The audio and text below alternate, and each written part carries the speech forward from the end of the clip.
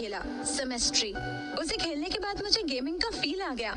What a game. Sunny खुश होकर कहता है, ओह, तो तुम्हें सेमेस्ट्री पसंद आया? मैंने भी काफी सुना है उस गेम के बारे में। सनी दिशा को ये बताना नहीं चाहता कि सेमेस्ट्री उसका ही गेम है, ताकि वो उसका जेन्युइन फीडबैक पता कर पाए। दिशा आगे कहती है, dude, it's a very nice game. तुम्हें भी खेलना चाहिए। It's good for the memory. वैसे तुम्हें कौन सा गेम पसंद है? मुझे गेम्स खेलना नहीं, बनाना पसंद है। जब तक दिशा सनी की बात को समझ पाती, स्टेज से कंपटीशन की होस्ट शनाया की आवाज आती है। सनी पहली बार शनाया को लाइव देख रहा है। उसकी हाइट बाकी लड़कियों से ज्यादा है और उसने लॉन्ग फ्लोइंग ड्रेस पहनी हुई है। उसकी ब्यूटी, कॉन्फिडेंस और स्टेज प्रेजेंस को देखकर समझ आ रहा है कि लोग उसे क्यों नंबर 1 होस्ट कहते हैं। शनाया अपनी मीठी आवाज में आगे बोलती है, फाइनली के वॉरियर गेमिंग कंपटीशन स्टार्ट होने वाला है और खुलने वाला है गेमिंग की दुनिया में एक ऐसा प्लेटफॉर्म जो आपकी किस्मत बदल सकता है और आपको रातों रात स्टार बना सकता है। जैसे ही शनाया ये कहती है, उसके पीछे एक बहुत बड़ी LED स्क्रीन ऑन होती है, जिस पर compete करने वाले 20 प्लेयर्स की फोटो और उनकी बेसिक इंफॉर्मेशन डिस्प्ले होती है। आज से पहले किसी ने भी इतनी बड़ी स्क्रीन नहीं देखी। सनी चाहता है कि इवेंट का प्रोजेक्शन इतना बड़ा होना चाहिए कि देखने वाले को मजा आ जाए। शनाया आगे कहती है, ये है वो प्लेयर्स जो आज यहाँ बैठकर compete करेंगे और इनके अलावा और भी प्लेयर्स हैं जो यहाँ नहीं हैं पर ऑनलाइन पार्टिसिपेट करेंगे और लड़ेंगे के वॉरियर के पहले खिताब के लिए। लेडीज एंड जेंटलमैन, कुर्सी की पेटी बांध लीजिए क्योंकि ये राइड रोलर कोस्टर से भी ज्यादा एक्साइटिंग होने वाली है। इस गेम का एक ही रूल है कि यहाँ कोई रूल नहीं है, ना ही इस गेम की कोई लिमिट है। ये पूरी तरह से लिमिटलेस है। तो चलिए शुरू करते हैं ये कमाल का कंपटीशन। 10, 9, 8। जैसे ही शनाया काउंटडाउन शुरू करती है, सनी और उसकी पूरी टीम सांसें रोक कर खड़ी हो जाती है। सनी उन प्लेयर्स को थम्स अप करता है जिनको उसकी कंपनी ने हायर किया है। अब सब कुछ उनकी परफॉर्मेंस पर डिपेंड करता है। क्या सनी की ये स्ट्रैटेजी काम कर पाएगी या फिर उसके किए हुए सारे अरेंजमेंट पर पानी फिर जाएगा और वो दादाजी की शर्त को पूरा करने के रास्ते में बहुत पीछे रह जाएगा। काउंटडाउन खत्म होते ही सारे प्लेयर्स डर्बी के घोड़ों की तरह तेजी से अपने अपोनेंट को हराने के लिए गेम खेलने लगते हैं। थोड़ी ही देर में हजारों लोग ऑनलाइन कंपटीशन में पार्टिसिपेट करना शुरू कर देते हैं। यहाँ 3 तरह के प्लेयर्स हैं। पहले नॉर्मल प्लेयर्स, जिनकी पैसे खर्च करके गेम के एडवांस फीचर्स को अनलॉक करने की लिमिट ज्यादा नहीं है। दूसरे वो अमीरजादे जिनके लिए ये गेम एक्चुअली में डिजाइन किया गया है, जिनके पास पैसों की कोई कमी नहीं है। और तीसरे सनी के प्लेयर्स जो कंपनी की तरफ से खेल रहे हैं और जिनका बस एक ही काम है, रईस प्लेयर्स को चैलेंज करना ताकि वो गेम पर पैसे खर्च करें और वो अपना काम बहुत अच्छे से करते हैं। बहुत सारे करोड़पति लोग एक के बाद एक फीचर अनलॉक कर रहे हैं ताकि वो के वॉरियर गेम की ट्रॉफी जीत पाए और सनी मन ही मन हिसाब लगा रहा है कि उसकी कंपनी कितना प्रॉफिट बना रही है। ऑडियंस अपने फेवरेट प्लेयर पर दाव लगाना शुरू कर चुकी है। दाव कोई भी लगाए पर जीतना तो सनी को ही है। अभी तक उसकी स्ट्रैटेजी बहुत अच्छे से काम कर रही है। मलिक की बेटी दिशा, जो कि पहली बार ऐसे कंपटीशन में आई है, वहाँ का माहौल, कंपटीशन का स्केल और गेम के लिए लोगों में पैशन देखकर हैरान है। वो बोल पड़ती है, दिस इज अमेजिंग। क्या गेम है। ये सब देखकर मेरा भी मन कर रहा है कि एक राउंड खेल लूं। दिशा के पास खड़े मलिक के दिमाग में कुछ और ही चल रहा है। वो एक एक्सपीरियंस्ड बिजनेसमैन है और वो इस खेल को खेल की तरह नहीं, एक बिजनेस स्ट्रैटेजी की तरह ही देख रहा है। वो कहता है, गेम नहीं है, ये पैसा बनाने की मशीन है। लोग पागलों की तरह पैसा खर्च कर रहे हैं। जिसने भी ये गेम और इसकी स्ट्रैटेजी डिजाइन की है वो जीनियस है। तो उसने तीर बिल्कुल सही निशाने पर लगाया है। मलिक को इस बात का बिल्कुल अंदाजा नहीं है कि गेम का मालिक सनी उसके पास ही खड़ा है और उसने एक तीर से 3 निशाने लगाए हैं। सनी को भी उसके मुंह से अपनी तारीफ सुनने में मजा आ रहा है, क्योंकि मलिक ही वो आदमी है जिसने सनी को टाइम टेक्नोलॉजीज में इन्वेस्ट करने से मना किया था। और अब मलिक अपने फोन पर के वॉरियर गेम के मालिक का नाम सर्च कर रहा है। दिशा उसके फोन में देखते हुए कहती है, कौन है इस गेम का ओनर? वो पक्का इस इवेंट में आया होगा। उससे तो मिलना ही चाहिए पापा। उसे ही ढूंढ रहा हूँ दिशा बेटी, 1 मिनट दे बस। इससे पहले कि मलिक इंटरनेट पर सनी का नाम ढूंढे, सनी उसे रोकते हुए कहता है, मलिक अंकल ढूंढने की जरूरत नहीं है। मुझे मुझे पता है ये गेम किसने डेवलप किया है। मेहता साहब, आप तो इंटरनेट से भी तेज निकले। किसने डेवलप किया है ये गेम? टाइम टेक्नोलॉजीज ने। उन्होंने सेमेस्ट्री गेम भी डेवलप किया था। मलिक 2 पल के लिए सोचता है और फिर उसे कुछ याद आता है। वो पूछता है, टाइम टेक्नोलॉजीज में तो आपने भी इन्वेस्ट किया है ना मेहता साहब? आप तो जानते होंगे गेम के डेवलपर को। बहुत अच्छे से जानता हूँ मलिक अंकल, रोज मिरर में देखता हूँ उसे। ये सुनते ही कुछ पल के लिए मलिक और दिशा असमंजस में पड़ जाते हैं और फिर उन्हें समझ आता है कि सनी अपनी ही बात कर रहा है। मलिक का मुंह ऐसा बन जाता है जैसे उसकी प्लेट का गुलाब जामुन कोई और उठाकर खा गया हो। उसे याद आता है कि उसने सनी को टाइम टेक्नोलॉजीज में इन्वेस्ट करने से मना किया था और अब उसका मन कर रहा है कि वो अपने आप को सबके सामने 2 चांटे मारे। लेकिन वो अपने आप को रोकता है और सनी से कहता है, ऐसे ही थोड़ी मैं आपको साहब कहता हूँ मेहता साहब। क्या प्लान बनाया है अमीरों से पैसे कमाने का आपने? पहले उनके ईगो को हर्ट करो और फिर खुद ही जख्म पर मरहम लगाओ। Super hit! असली गेमर तो आप निकले मेहता साहब। सनी अपनी तारीफ सुन नहीं पाता। वो कहता है, ऐसा कुछ नहीं है मलिक अंकल, मेरा तो बस आइडिया था। पूरी टीम ने मेहनत करके उसे इस स्टेज पर पहुंचाया है। सारा क्रेडिट उनको जाता है। क्रेडिट भले उनको जाए लेकिन माल तो आपके पास आएगा ना मेहता साहब। इतनी छोटी उम्र में इतना बड़ा खिलाड़ी मैंने अपनी पूरी लाइफ में नहीं देखा। अब जो चैरिटी आप अपने गांव में करके आए हो वो यहाँ से सारी वसूल हो जाएगी। मास्टर स्ट्रोक मारा है आपने तो। दिशा इतनी देर से सनी को साइलेंटली एडमायर कर रही है। वो जेन्युइनली सनी से कहती है, मुझे हमेशा लगता था कि मेरे पापा तुम्हारी कुछ ज्यादा ही तारीफ करते हैं, पर आज पता लगा कि जितनी भी तारीफ करते थे वो कम थी। You are a genius Sunny. Sunny मुस्कुराते हुए दिशा से कहता है, जीनियस तो नहीं पर लकी जरूर हूँ दिशा। मुझे तुम्हारे पापा जैसे लोगों का गाइडेंस जो मिलता रहता है। तभी मलिक बीच में पड़कर बोलता है, कभी तो क्रेडिट अपने आप को दे दिया करो मेहता साहब। चलो आप लोग एक दूसरे के साथ गेम खेलो, मेरा मतलब है बातें करो। मुझे एक मीटिंग के लिए निकलना है। मेहता साहब ख्याल रखना मेरी बेटी का।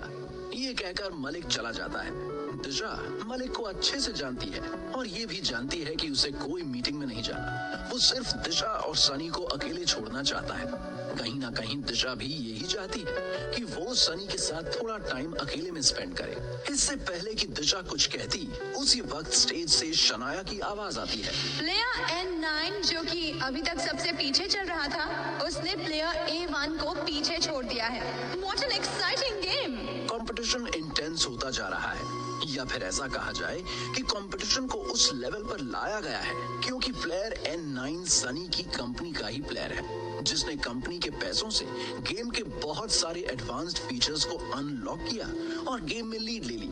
टॉप पर पहुंचते ही उसने बाकी प्लेयर्स को प्रवोक करना शुरू कर दिया और उसे हराने के लिए दूसरे प्लेयर्स ने भी अपनी पॉकेट्स खोलकर एडवांस फीचर्स खरीदने शुरू कर दिए। अब गेम में बस मेन प्लेयर्स ही रह गए हैं जो टॉप स्पॉट के लिए खेल रहे हैं। गेम का एड्रेनलिन रश किसी फाइटर जेट्स के चेज की तरह है। ऑलमोस्ट 1.5 घंटे के बाद प्लेयर G8 लीड में था और बाकी प्लेयर्स थक चुके थे। फाइनली कंपटीशन खत्म होता है और शनाया प्लेयर G8 को विनर अनाउंस करती है। G8 का असली नाम अक्षय है। वो स्टेज पर ऐसे सीना तान कर आता है जैसे कि उसने नोबेल प्राइज जीत लिया हो। एक बात तो साफ है कि वहाँ मौजूद लोगों में से सबसे ज्यादा पैसा अक्षय के पेरेंट्स के पास ही है। ग्लोबल इंटरनेशनल क्लब का बॉस आकाश अक्षय को क्लब की मेंबरशिप देता है और शनाया अक्षय के गले में एक गोल्ड मेडल पहनाती है। मेंबरशिप से तो अक्षय को ज्यादा फर्क नहीं पड़ता, पर गोल्ड मेडल उसके रुतबे और ईगो को ऊपर कर देता है। वो गोल्ड मेडल सनी ने पर्सनली डिजाइन करवाया है। शनाया अक्षय से उसके एक्सपीरियंस के बारे में पूछती है। अक्षय कहता है, इट वॉज रियली फन। जिसने भी ये गेम डिजाइन किया है, मैं उनसे बस इतना ही कहना चाहूंगा कि मेरी जेब से पैसे तो बहुत खर्च हुए, पर मजा उससे दुगना आया। ये सुनकर सब हंसने लगते हैं। अक्षय के बाद शनाया और 10 लोगों को रनर अप मेडल्स देती है। इवेंट खत्म होने के बाद शनाया वहां से चुपचाप निकल जाती है और सनी भी तुरंत वहां से निकलता है। वो जल्दी से टाइम टेक्नोलॉजीज के ऑफिस पहुंचकर डेटा रिव्यू करना चाहता है और देखना चाहता है कि उसकी कंपनी ने कितने पैसे बनाए हैं। पर जैसे ही वो क्लब से बाहर निकलता है, दिशा उसे रोक कर कहती है, कहाँ जा रहे हो सनी? मैं तो तुम्हें अंदर ढूंढ रही थी। सनी बहाना बनाते हुए कहता है, एक्चुअली इवेंट रैप अप करना है, इसलिए थोड़ी जल्दी में हूँ। तुम्हें कुछ काम था मुझसे दिशा? हाँ सनी, थोड़ी शॉपिंग करनी है। अगर तुम साथ चलते तो मुझे अच्छा लगता। अच्छा अच्छा तो मुझे भी लगता है तुम्हारे साथ, पर अभी साथ चलना थोड़ा मुश्किल है। मुझे जल्द से जल्द ऑफिस पहुंचना है। ऑफिस तो तुम रोज जाते हो, मैं तो तुम्हें पहली बार अपने साथ चलने के लिए कह रही हूँ। कम ऑन, चलो ना, मजा आएगा। रियली सॉरी दिशा, आज नहीं। आई प्रॉमिस मैं तुम्हें फिर कभी शॉपिंग और डिनर दोनों के लिए ले जाऊंगा, लेकिन आज के लिए रियली सॉरी। इतना कहकर सनी दिशा के रिप्लाई का वेट भी नहीं करता और सीधा ऑफिस पहुंच जाता है। उसे वहां देखते ही पूरा स्टाफ उसके लिए तालियां बजाने लगता है। दिवेश उसे गले लगा लेता है। सनी तुरंत उसे पूछता है, कितना प्रॉफिट कमाया हमने दिवेश जी? दिवेश खुश होते हुए कहता है, बताऊंगा नहीं, दिखाऊंगा, चलो मेरे साथ। दिवेश सनी को सीधा डेटा रूम में ले जाता है और एक कंप्यूटर स्क्रीन पर टोटल प्रॉफिट दिखाता है, जो कि है 2 करोड़। सनी ने सोचा था कि ज्यादा से ज्यादा 1 करोड़ का प्रॉफिट होगा, पर ये तो उसकी एक्सपेक्टेशन से डबल है। सब लोग अभी भी सनी के लिए तालियां बजा रहे हैं, क्योंकि ये सब उसकी स्ट्रैटेजी की वजह से ही हुआ है। हालांकि सनी इस जीत का क्रेडिट पूरी टीम को देता है और कहता है कि ये पूरी टीम के हार्ड वर्क का रिजल्ट है, पर दिवेश उसकी बात को काटते हुए कहता है, don't be so modest Sunny, ये सब तुम्हारी वजह से ही हुआ है। हार्ड वर्क तो हम बहुत टाइम से कर रहे थे, पर आज तक कंपनी को ब्रेक इवन पॉइंट पर भी नहीं ला पाए। उसकी एक ही वजह थी, विजन की कमी, जो तुमने आकर पूरी कर दी। तुमने कहा था कि टाइम टेक्नोलॉजीज का टाइम आने वाला है, और तुमने अपनी बात को सच साबित कर दिया। तुमने हम सबको डूबने से बचा लिया सनी। कहते हुए दिवेश इतना इमोशनल हो जाता है कि रोने लगता है। सनी उसे गले से लगाकर कहता है, अरे दिवेश जी, इस नाव में हम सब एक साथ हैं और इसे कभी डूबने नहीं देंगे।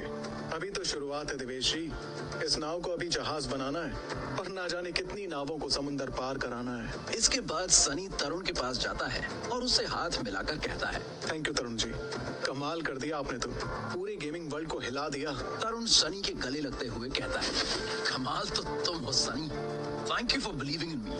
अगर तुम नहीं होते तो मैं आज भी दूसरों की गेम की पायरेसी कर रहा होता। मैंने तुम्हारा नुकसान किया और तुमने मुझे इतनी रिस्पेक्ट दी। आजकल की दुनिया में ऐसा कौन करता है? अब जिस नाव में तुम हो, उसी नाव में मैं हूँ, चाहे वो नाव डूबे या पार लगे। सनी मुस्कुराते हुए सैंडी की तरफ बढ़ता है, जो कि दिवेश की तरह ही रो रहा है। सनी उसके आंसू पोंछते हुए कहता है, रो क्यों रहे हो सैंडी? इस पूरे गेम के मास्टरमाइंड तुम ही तो, इस जीत के असली हीरो तुम हो। सैंडी भरे गले से कहता है, नहीं सर, असली हीरो तो आप हो। हीरो वही होता है जो दूसरों को ऊपर उठाता है। गेम तो बहुत लोग डेवलप करते हैं, पर मुझ जैसे एक छोटे से प्रोग्रामर पर कोई विश्वास नहीं करता। जो आपने किया, आपने हमारी पूरी टीम को कॉन्फिडेंस दिया और ये सिखाया कि हम अगर मिलकर काम करें तो कुछ भी अचीव कर सकते हैं। Thank you so much sir. सबकी बातें सुनकर सनी भी इमोशनल हो जाता है। उसे समझ नहीं आ रहा है कि उसे पैसे कमाने की ज्यादा खुशी हो रही है या फिर लोगों की नजरों में इज्जत कमाने की। वो नम आंखों से सबसे कहता है, चलो बहुत हो गई एक दूसरे की तारीफ। यहाँ से हमारी जर्नी शुरू होती है। क्या आप सब तैयार हैं इससे भी बड़े चैलेंज के लिए? सब लोग एक साथ एक आवाज में हाँ कहते हैं। ऐसा लग रहा है जैसे वो सब लोग सेना हैं और सनी उनका सेनापति, जो अपने सेनापति के लिए कुछ भी करने को तैयार है। सनी कौन से चैलेंज की बात कर रहा है? क्या चल रहा है उसके दिमाग में? सनी की सेना वक्त के साथ और भी मजबूत होगी या फिर प्रेशर में बिखर जाएगी?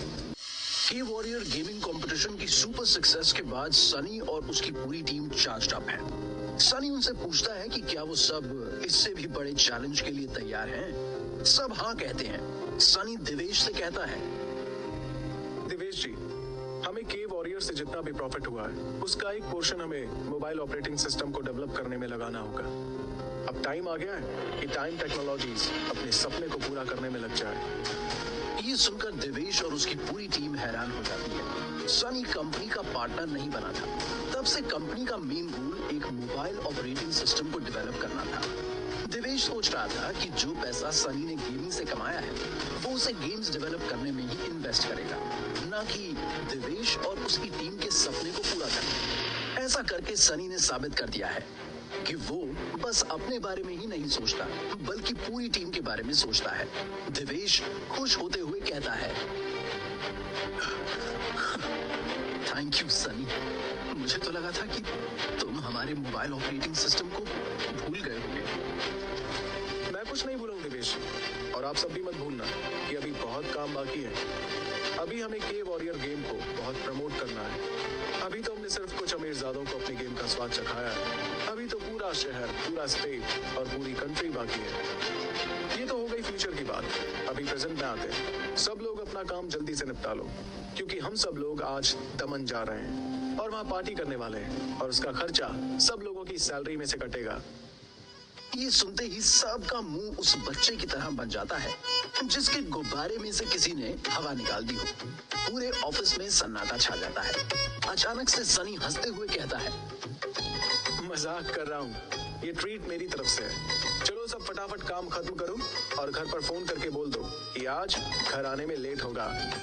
ये सुनते ही सबके चेहरे पर खुशी, उमंग, जोश और जज्बे की ऐसी लहर दौड़ जाती है जैसे किसी गांव में पहली बार बिजली आई हो। पूरी टीम वंदे भारत ट्रेन की स्पीड से अपना काम खत्म करती है और दमन पहुंच जाती है, वहां के सबसे बड़े 5 स्टार होटल में पार्टी करने के लिए। सनी चाहता है कि उसकी पूरी टीम अपनी इस सक्सेस को अच्छे से एंजॉय करे। इस खुशी के मौके पर सनी को कुछ दिनों पहले की याद आ जाती है, जब उसके पास अपने बर्थडे तक को सेलिब्रेट करने के पैसे नहीं होते थे और वो हमेशा अपना मन मार के रह जाता था। अब जब उसके पास पैसे हैं तो वो नहीं चाहता कि उसकी टीम छोटी छोटी बातों पर अपने मन को मारे। वो इस बात से खुश है कि उसकी पूरी टीम खुश है, लेकिन उसकी नजर दिवेश पर पड़ती है जो एक कोने में थोड़ा मायूस होकर खड़ा है। सनी उसके पास जाकर मजाक करते हुए कहता है, क्या हुआ दिवेश जी, क्यों इतने मायूस दिख रहे हो? ये ट्रीट मेरी तरफ से है, कंपनी की तरफ से नहीं। दिवेश सनी की आंखों में आंखें डालकर कहता है, वो बात नहीं है सनी, अब कंपनी और तुम में कोई फर्क नहीं है। बात कुछ और है। हम एक बहुत बड़ी गलती कर रहे हैं। गलती? कौन सी गलती दिवेश जी? प्लीज बुरा मत मानना, पर पैसे कमाने के लिए हम अपनी मॉरल रिस्पॉन्सिबिलिटी को भूल गए हैं। अपने प्रॉफिट के लिए हम नई जनरेशन को गेमिंग का एडिक्शन लगा रहे हैं, जो कि सही बात नहीं है। आज नहीं तो कल ये बुरी आदत हमारे घरों में भी अपना कब्जा कर लेगी। उस टाइम हमें अपने किए पर पछतावा होगा। ऐसा कुछ नहीं होगा दिवेश जी। आपकी तरह मुझे भी इस बात की टेंशन थी, लेकिन मैंने उस प्रॉब्लम का सोल्यूशन पहले ही निकाल दिया। मैंने सैंडी और तरुण जी को गेम में टाइम लिमिट का फीचर ऐड करने के लिए कहा है, जिससे कोई भी यूजर पूरे दिन में 2 घंटे से ज्यादा हमारा गेम नहीं खेल पाएगा। जैसे ही 2 घंटे पूरे होंगे, गेम पॉज हो जाएगा और 24 घंटे के बाद ही वो फिर से रीस्टार्ट होगा। दिवेश ये सुनकर हैरान रह जाता है। उसने सोचा भी नहीं था कि सनी इतनी छोटी उम्र में इतना आगे की सोच रख सकता है। वो चौंक कर पूछता है, ये सब कब किया तुमने? मुझे बताया क्यों नहीं? आज ऑफिस से निकलते टाइम ही मैंने तरुण जी और सैंडी को ऐसा करने के लिए कहा था। और अभी तो मैंने आपको एक और बात नहीं बताई है। हम गेम के ऊपर टाइम रेस्ट्रिक्शन तो लगा ही रहे हैं, पर साथ ही साथ हमने यूजर्स के लिए एज लिमिट भी डिसाइड कर ली है। 18 साल से नीचे का कोई भी बच्चा हमारे गेम को नहीं खेल पाएगा और ना ही किसी गेमिंग कंपटीशन में पार्टिसिपेट कर पाएगा। मेरे लिए पैसों से ज्यादा इंपॉर्टेंट है उसे कमाने का तरीका। आप बिल्कुल फिक्र मत करो, हम पैसों के लिए बस अपनी कंपनी के प्रोडक्ट्स बेचेंगे, अपनी सोल नहीं। ये सुनकर दिवेश को खुशी होती है कि वो एक ऐसे आदमी के साथ काम कर रहा है जिसमें वर्क एथिक्स भी है और उसे अपनी मॉरल रिस्पॉन्सिबिलिटी का एहसास भी है। वो उसकी तारीफ करते हुए कहता है, सनी, मैं जब भी सोचता हूँ कि मैं तुम्हें समझ चुका हूँ, तभी तुम कुछ ऐसा कर देते हो जिससे लगता है कि मैं तुम्हें बिल्कुल भी नहीं जानता और ना ही कभी जान पाऊंगा। इतनी ज्यादा मैच्योरिटी मैंने आज तक तुम्हारी एज के किसी भी इंसान में नहीं देखी है। दिवेश जी, मुझे लगता है कि मैच्योरिटी का एज से कोई लेना देना नहीं है, हालात और एक्सपीरियंसेस से है। कम टाइम में बहुत कुछ देखा है मैंने। मेरी फैमिली ने मुझे इस तरह से तैयार किया कि मैं लाइफ की हर सिचुएशन में सही और गलत में फर्क समझ सकूं और अपने डिसीजंस ले सकूं। वो तो तुम्हारी परवरिश में दिखता है। कभी मौका मिला तो मैं तुम्हारे पेरेंट्स से जरूर मिलना चाहूंगा। ये सुनते ही सनी थोड़ा इमोशनल हो जाता है। दिवेश नहीं जानता कि सनी कभी अपने पेरेंट्स से नहीं मिल पाया है और वो ये सब बस ये जानने के लिए कर रहा है कि उसके पेरेंट्स के साथ क्या हुआ था।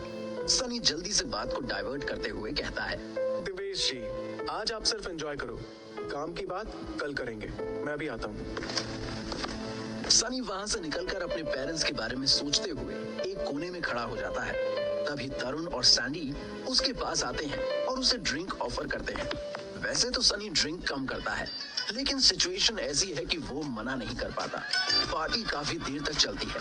सनी राजेश के साथ घर वापस आता है और जैसा कि उसकी आदत है, वो सीधा स्टडी रूम में पढ़ने के लिए चला जाता है। पर वो इतना थका हुआ है कि कब पढ़ते पढ़ते सो जाता है, उसे पता ही नहीं चलता। अगली सुबह जब उसकी नींद खुलती है, वो देखता है कि वो अपने रूम में नहीं है। धीरे धीरे वो अपने सेंसेस में आता है और उसे रियलाइज होता है कि वो युक्ति के कमरे में है।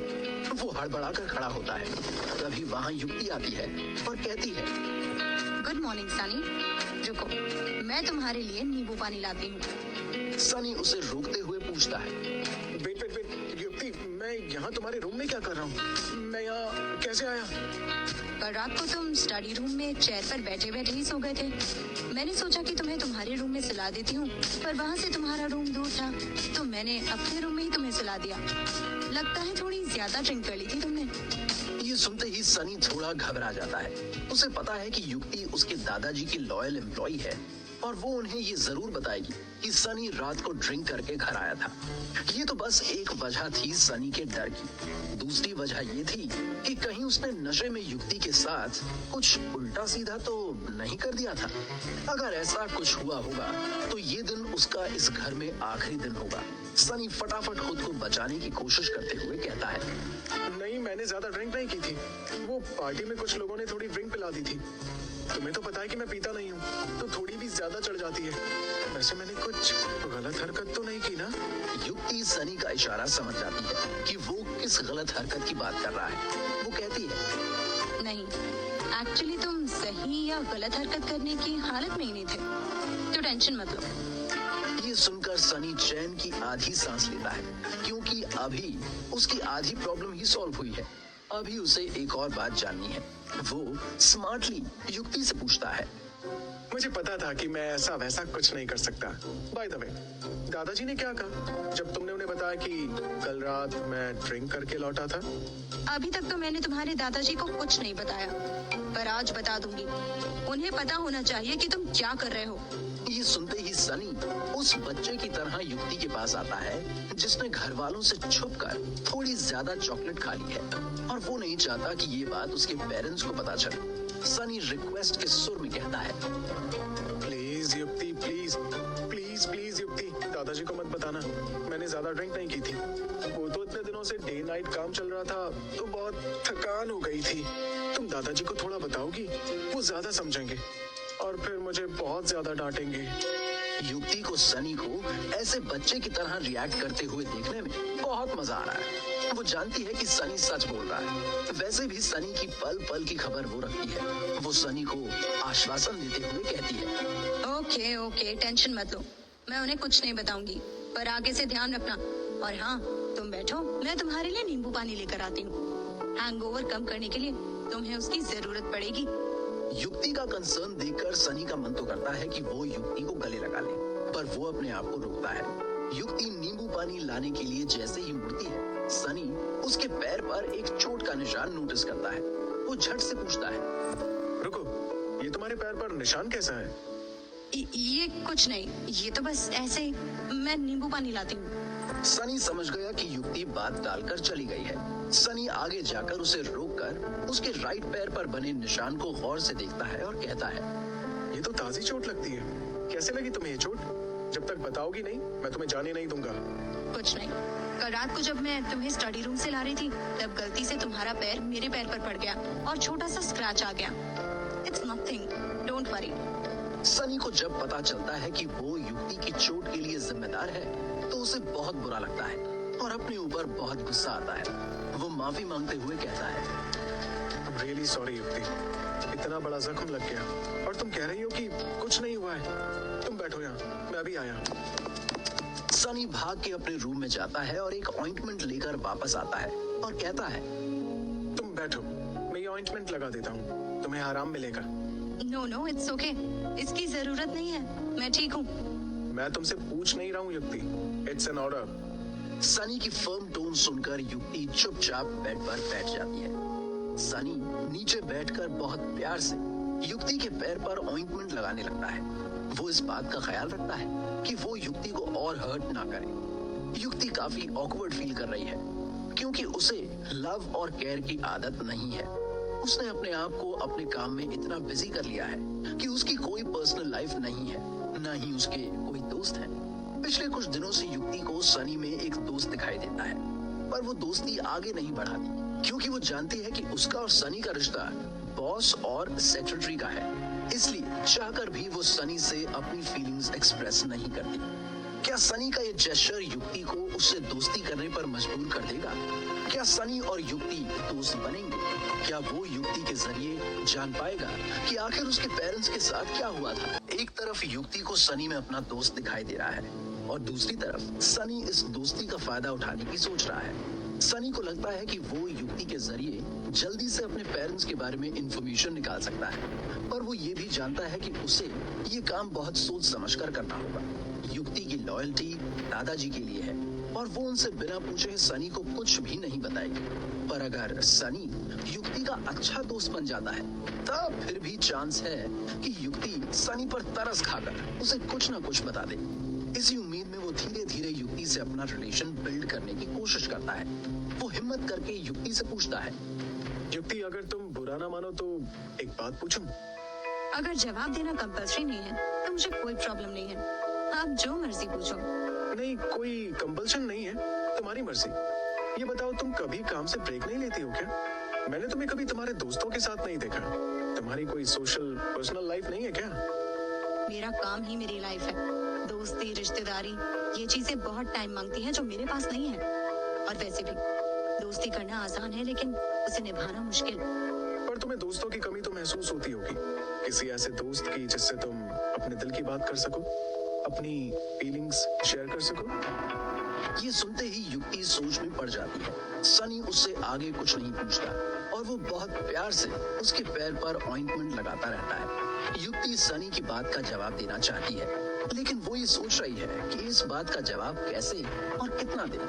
थोड़ी देर के बाद वो कहती है, सच कहूँ तो पहले कभी ऐसा महसूस नहीं होता था, पर अब लगता है कि मैंने अपने आप को कुछ ज्यादा ही सीरियसली ले लिया। मुझे लगता है कि लोग आपकी फीलिंग्स का फायदा उठाते हैं। मैं नहीं चाहती कि लोग मेरी वल्नरेबल साइड देख लें और मुझे वीक समझे। इसी डर से मैं कभी किसी से दोस्ती नहीं कर पाई और अपनी पर्सनालिटी को नारियल की तरह बना लिया। ऊपर से सख्त और अंदर से नर्म, और फिर धीरे धीरे अकेले जीने की आदत हो गई।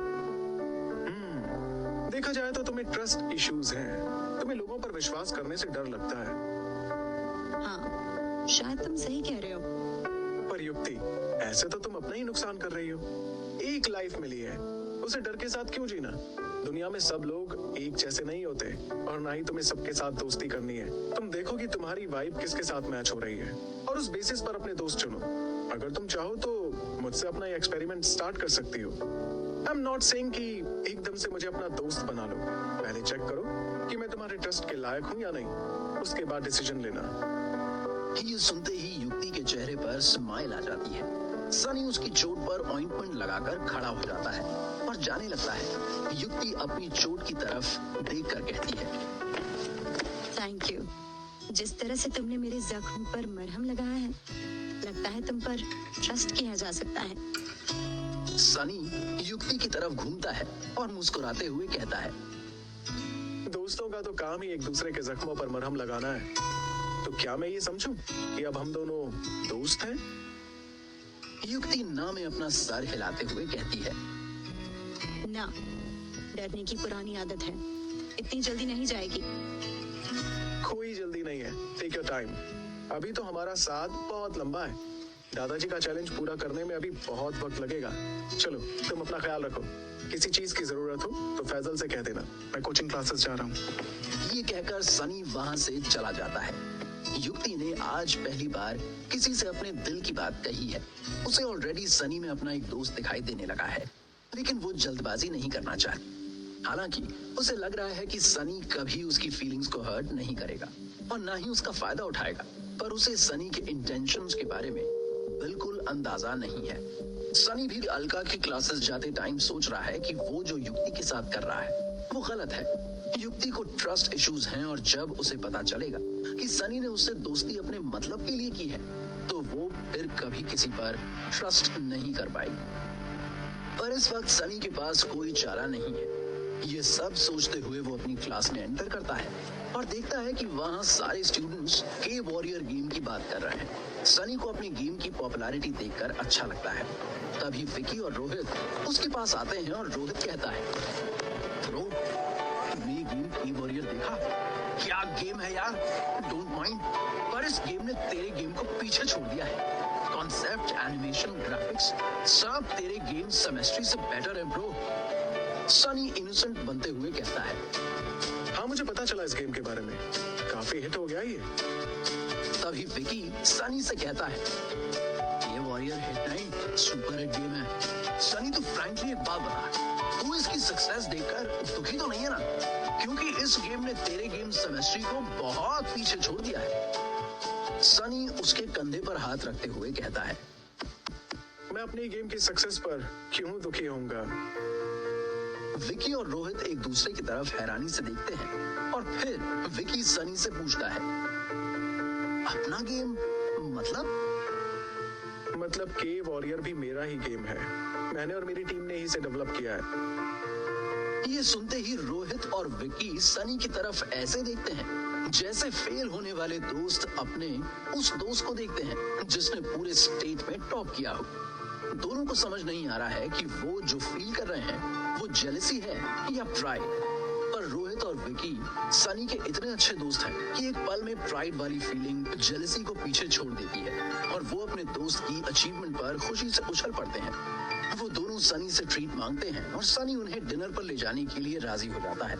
पर रोहित कहता है कि अभी उसका गेम लॉन्च हुआ है, उसे अपने काम पर ध्यान देना चाहिए। वो फिर कभी डिनर पर चले जाएंगे। विकी भी रोहित की बात को समझता है और सनी को काम पर कंसंट्रेट करने को बोलता है। सनी को ये देखकर अच्छा लगता है कि उसके दोस्त उसकी खुशी में खुश हैं और उन्हें प्रॉमिस करता है कि वो उन्हें जल्द ही ट्रीट देगा। विकी अपनी बेंच के साथ वाली बेंच पर बैठी दो शॉर्ट हेड लड़कियों को आपस में बात करते हुए सुनता है। उनमें से एक का नाम नीति है जिसे विकी बहुत पसंद करता है, जिसने अभी अभी कोचिंग क्लास में एडमिशन लिया है। नीति अपने पास बैठी लड़की से कहती है, मुझे हमेशा लगता था कि इन लड़कों को क्या मजा आता है वीडियो गेम्स खेलने में, लेकिन इस गेम ने मेरा परसेप्शन ही चेंज कर दिया। इसने मेरा जेंडर बैरियर ही तोड़ दिया। जिसने भी ये गेम डेवलप किया है वो कोई जीनियस ही होगा। ये सुनते ही विकी समझ जाता है कि नीति को इम्प्रेस करने का इससे अच्छा मौका नहीं मिल सकता और वो मौके पर चौका मारते हुए कहता है, यू आर राइट नीति, इस गेम को बनाने वाला जीनियस ही है और उसे पर्सनली जानता हूँ मैं। नीति को विकी की बात पर विश्वास नहीं होता। वो उसका मजाक उड़ाते हुए कहती है, विकी स्टॉप इट, जीनियस तो छोड़ो, कोई एवरेज आईक्यू वाला लड़का भी तुम्हारा दोस्त नहीं हो सकता। ये कहते ही नीति और उसकी फ्रेंड विकी पर हंसने लगती है। सनी और रोहित भी अपनी हंसी कंट्रोल नहीं कर पाते। दुनिया के सबसे बड़े दुखों में से एक है उस लड़की के हाथों बेइज्जती जिसे आप पसंद करते हो। इंसल्ट के बवंडर में घिरा हुआ विकी सनी को अपने पास खींचता है और नीति से कहता है, you are wrong this time Niti, वो जीनियस भी है और मेरा दोस्त भी, और वो ये है, सनी बता इन्हें कि तूने ही के वॉरियर को डेवलप किया है। सनी की एक हाँ विकी को इस दुख के सागर से निकाल सकती है और उसकी ना उसी सागर में डुबा भी सकती है। सनी अपने दोस्त की बिखरी हुई इज्जत को समेटते हुए कहता है, हाँ, के वॉरियर मेरा ही गेम है और सही बताऊं तो इस गेम को डेवलप करने का आइडिया मुझे विकी ने ही दिया था। तो जीनियस मैं नहीं, विकी है। दुनिया के सबसे बड़े सुखों में से एक है अपनी पसंद की लड़की के सामने खुद की तारीफ हो जाना। सनी ने विकी की क्रश के सामने उसे जीनियस कहकर पूरी लाइफ के लिए विकी को अपना गुलाम बना लिया है। विकी सनी की तरफ ऐसे देखता है जैसे सुदामा भगवान श्री कृष्ण की तरफ देखते हैं। नीति को जोर का झटका धीरे से लगा है और वो कुछ देर बाद अपने आप को संभाल कर सनी से पूछती है, क्या बात कर रहे हो सनी? मैंने तो सुना था कि तुमने सेमेस्ट्री गेम को डेवलप किया है। इससे पहले कि सनी इस बात का जवाब दे, विकी सीना चौड़ा करके बीच में बोलता है, उसे भी किया है और केव वॉरियर को भी। सेमेस्ट्री इसका कॉन्सेप्ट था पर केव वॉरियर का आइडिया मेरा था। विकी को उधार की इज्जत और फेम से कोई प्रॉब्लम नहीं है। आज के बाद फिर पता नहीं ऐसा मौका कब आएगा, इसलिए वो अपनी क्रश के सामने अपने पूरे नंबर बनाना चाहता है। पूरी क्लास को जब पता चलता है कि सनी नए गेम का डेवलपर है तो सब उसकी तारीफ करते हैं, सिवाय एक लड़की के जो कोने वाली बेंच पर बैठी है और ये सोच रही है कि काश उसने समय पर अपनी आंखों पर चढ़े पैसे के चश्मे को उतारकर सनी को देखा होता तो वो आज सनी के साथ खड़ी होती। आज जो भी सनी के पास है वो उसका होता। उस लड़की का नाम है नैना। नैना ने तो अपना मौका खो दिया, पर विकी अपना मौका नहीं खोना चाहता और ना ही नीति अपना मौका खोना चाहती है। वो बहुत प्यार से विकी से कहती है, नॉट बैड विकी, तुम तो अपने दोस्त की तरह जीनियस निकले। वैसे तुम्हें इस गेम का आइडिया आया कैसे? विकी इस सवाल के लिए तैयार नहीं था, पर उसे कुछ ना कुछ तो बोलना था। वो थोड़ा सोचते हुए कहता है, आइडिया?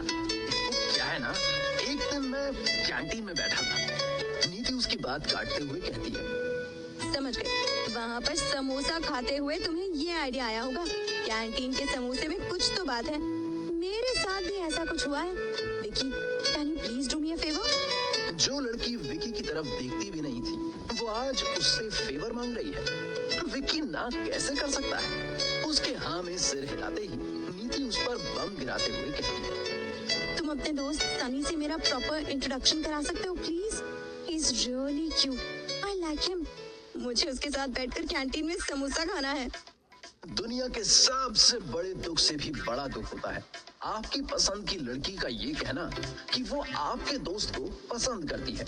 जो सनी अभी तक विकी को कृष्ण लग रहा था वो अब दुर्योधन लगने लगता है। जिस दोस्त पर विकी को प्राउड फील हो रहा था अब उसका उसकी जान लेने का मन कर रहा है। दोस्ती चाहे कितनी भी पुरानी क्यों ना हो, नया नया प्यार उस पर अक्सर भारी पड़ता है।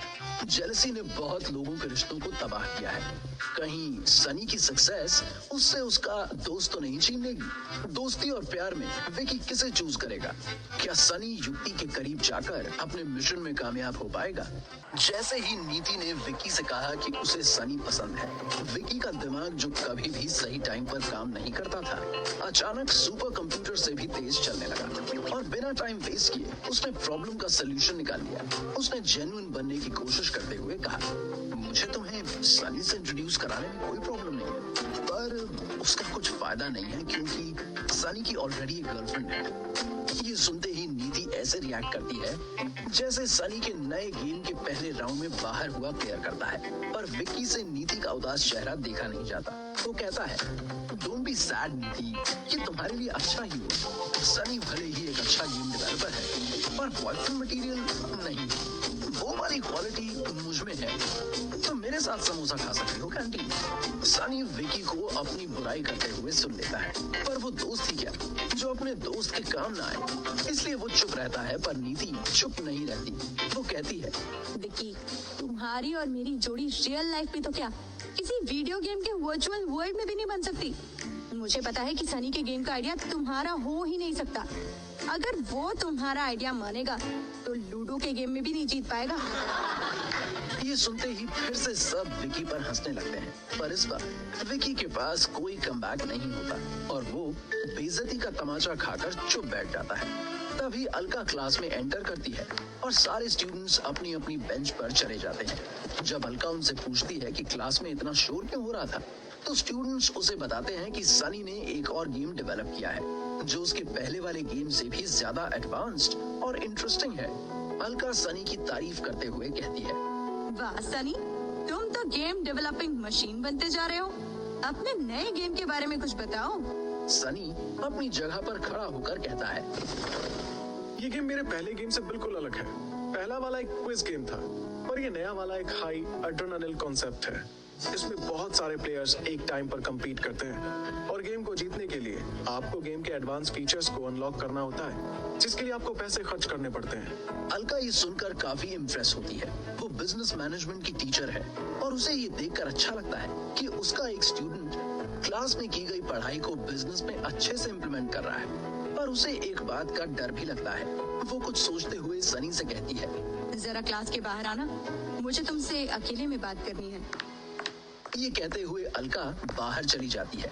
सनी भी उसके पीछे पीछे जाता है। कॉरिडोर में अलका सनी से कहती है, सनी, मुझे खुशी है कि तुम्हें बिजनेस में एक के बाद एक सक्सेस मिल रही है, पर एक बात का हमेशा ध्यान रखना कि जितनी स्पीड से सफलता आती है उससे कहीं ज्यादा रफ्तार से जा भी सकती है। इस सक्सेस को कभी भी अपने दिमाग पर हावी मत होने देना।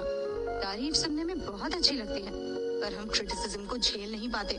तारीफ को हमेशा एक कान से सुनकर दूसरे कान से निकाल देना, पर क्रिटिसिज्म को हमेशा अपने दिमाग में रखना और उस पर काम करना, वो तुम्हें और बेहतर बनाएगा। सनी को इस बात की खुशी है कि उसकी लाइफ में अलका जैसी टीचर है जो उसे सही एडवाइस देती रहती है। अलका की बात सुनकर उसे अपने दादाजी की दी हुई बुक्स में पढ़ी एक बात याद आती है, जिसमें लिखा था कि जितनी ज्यादा सक्सेस मिले उतना ही लो प्रोफाइल रहना चाहिए।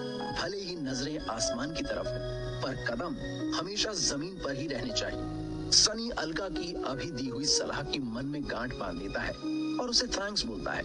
लेक्चर अटेंड करने के बाद Sunny KD martial art club जाता है। वहाँ वो नोटिस करता है कि क्लब रेनोवेट तो हो गया है, पर मेंबर्स की ट्रेनिंग की तकनीक बिल्कुल सही नहीं है। वो सब इमेच्योर लेवल की ट्रेनिंग कर रहे हैं। सनी काव्या से मिलकर ये बात पॉइंट आउट करता है। काव्या उसका जवाब देते हुए कहती है, ट्रेनिंग तो तब अच्छी होगी जब हमारे पास अच्छा कोच होगा। वैसे सनी, तुम क्यों नहीं ट्रेन करते हमारे मेंबर्स को? नहीं काव्या, मेरे पास इतना टाइम नहीं है। क्लब को एक डेडिकेटेड कोच की जरूरत है।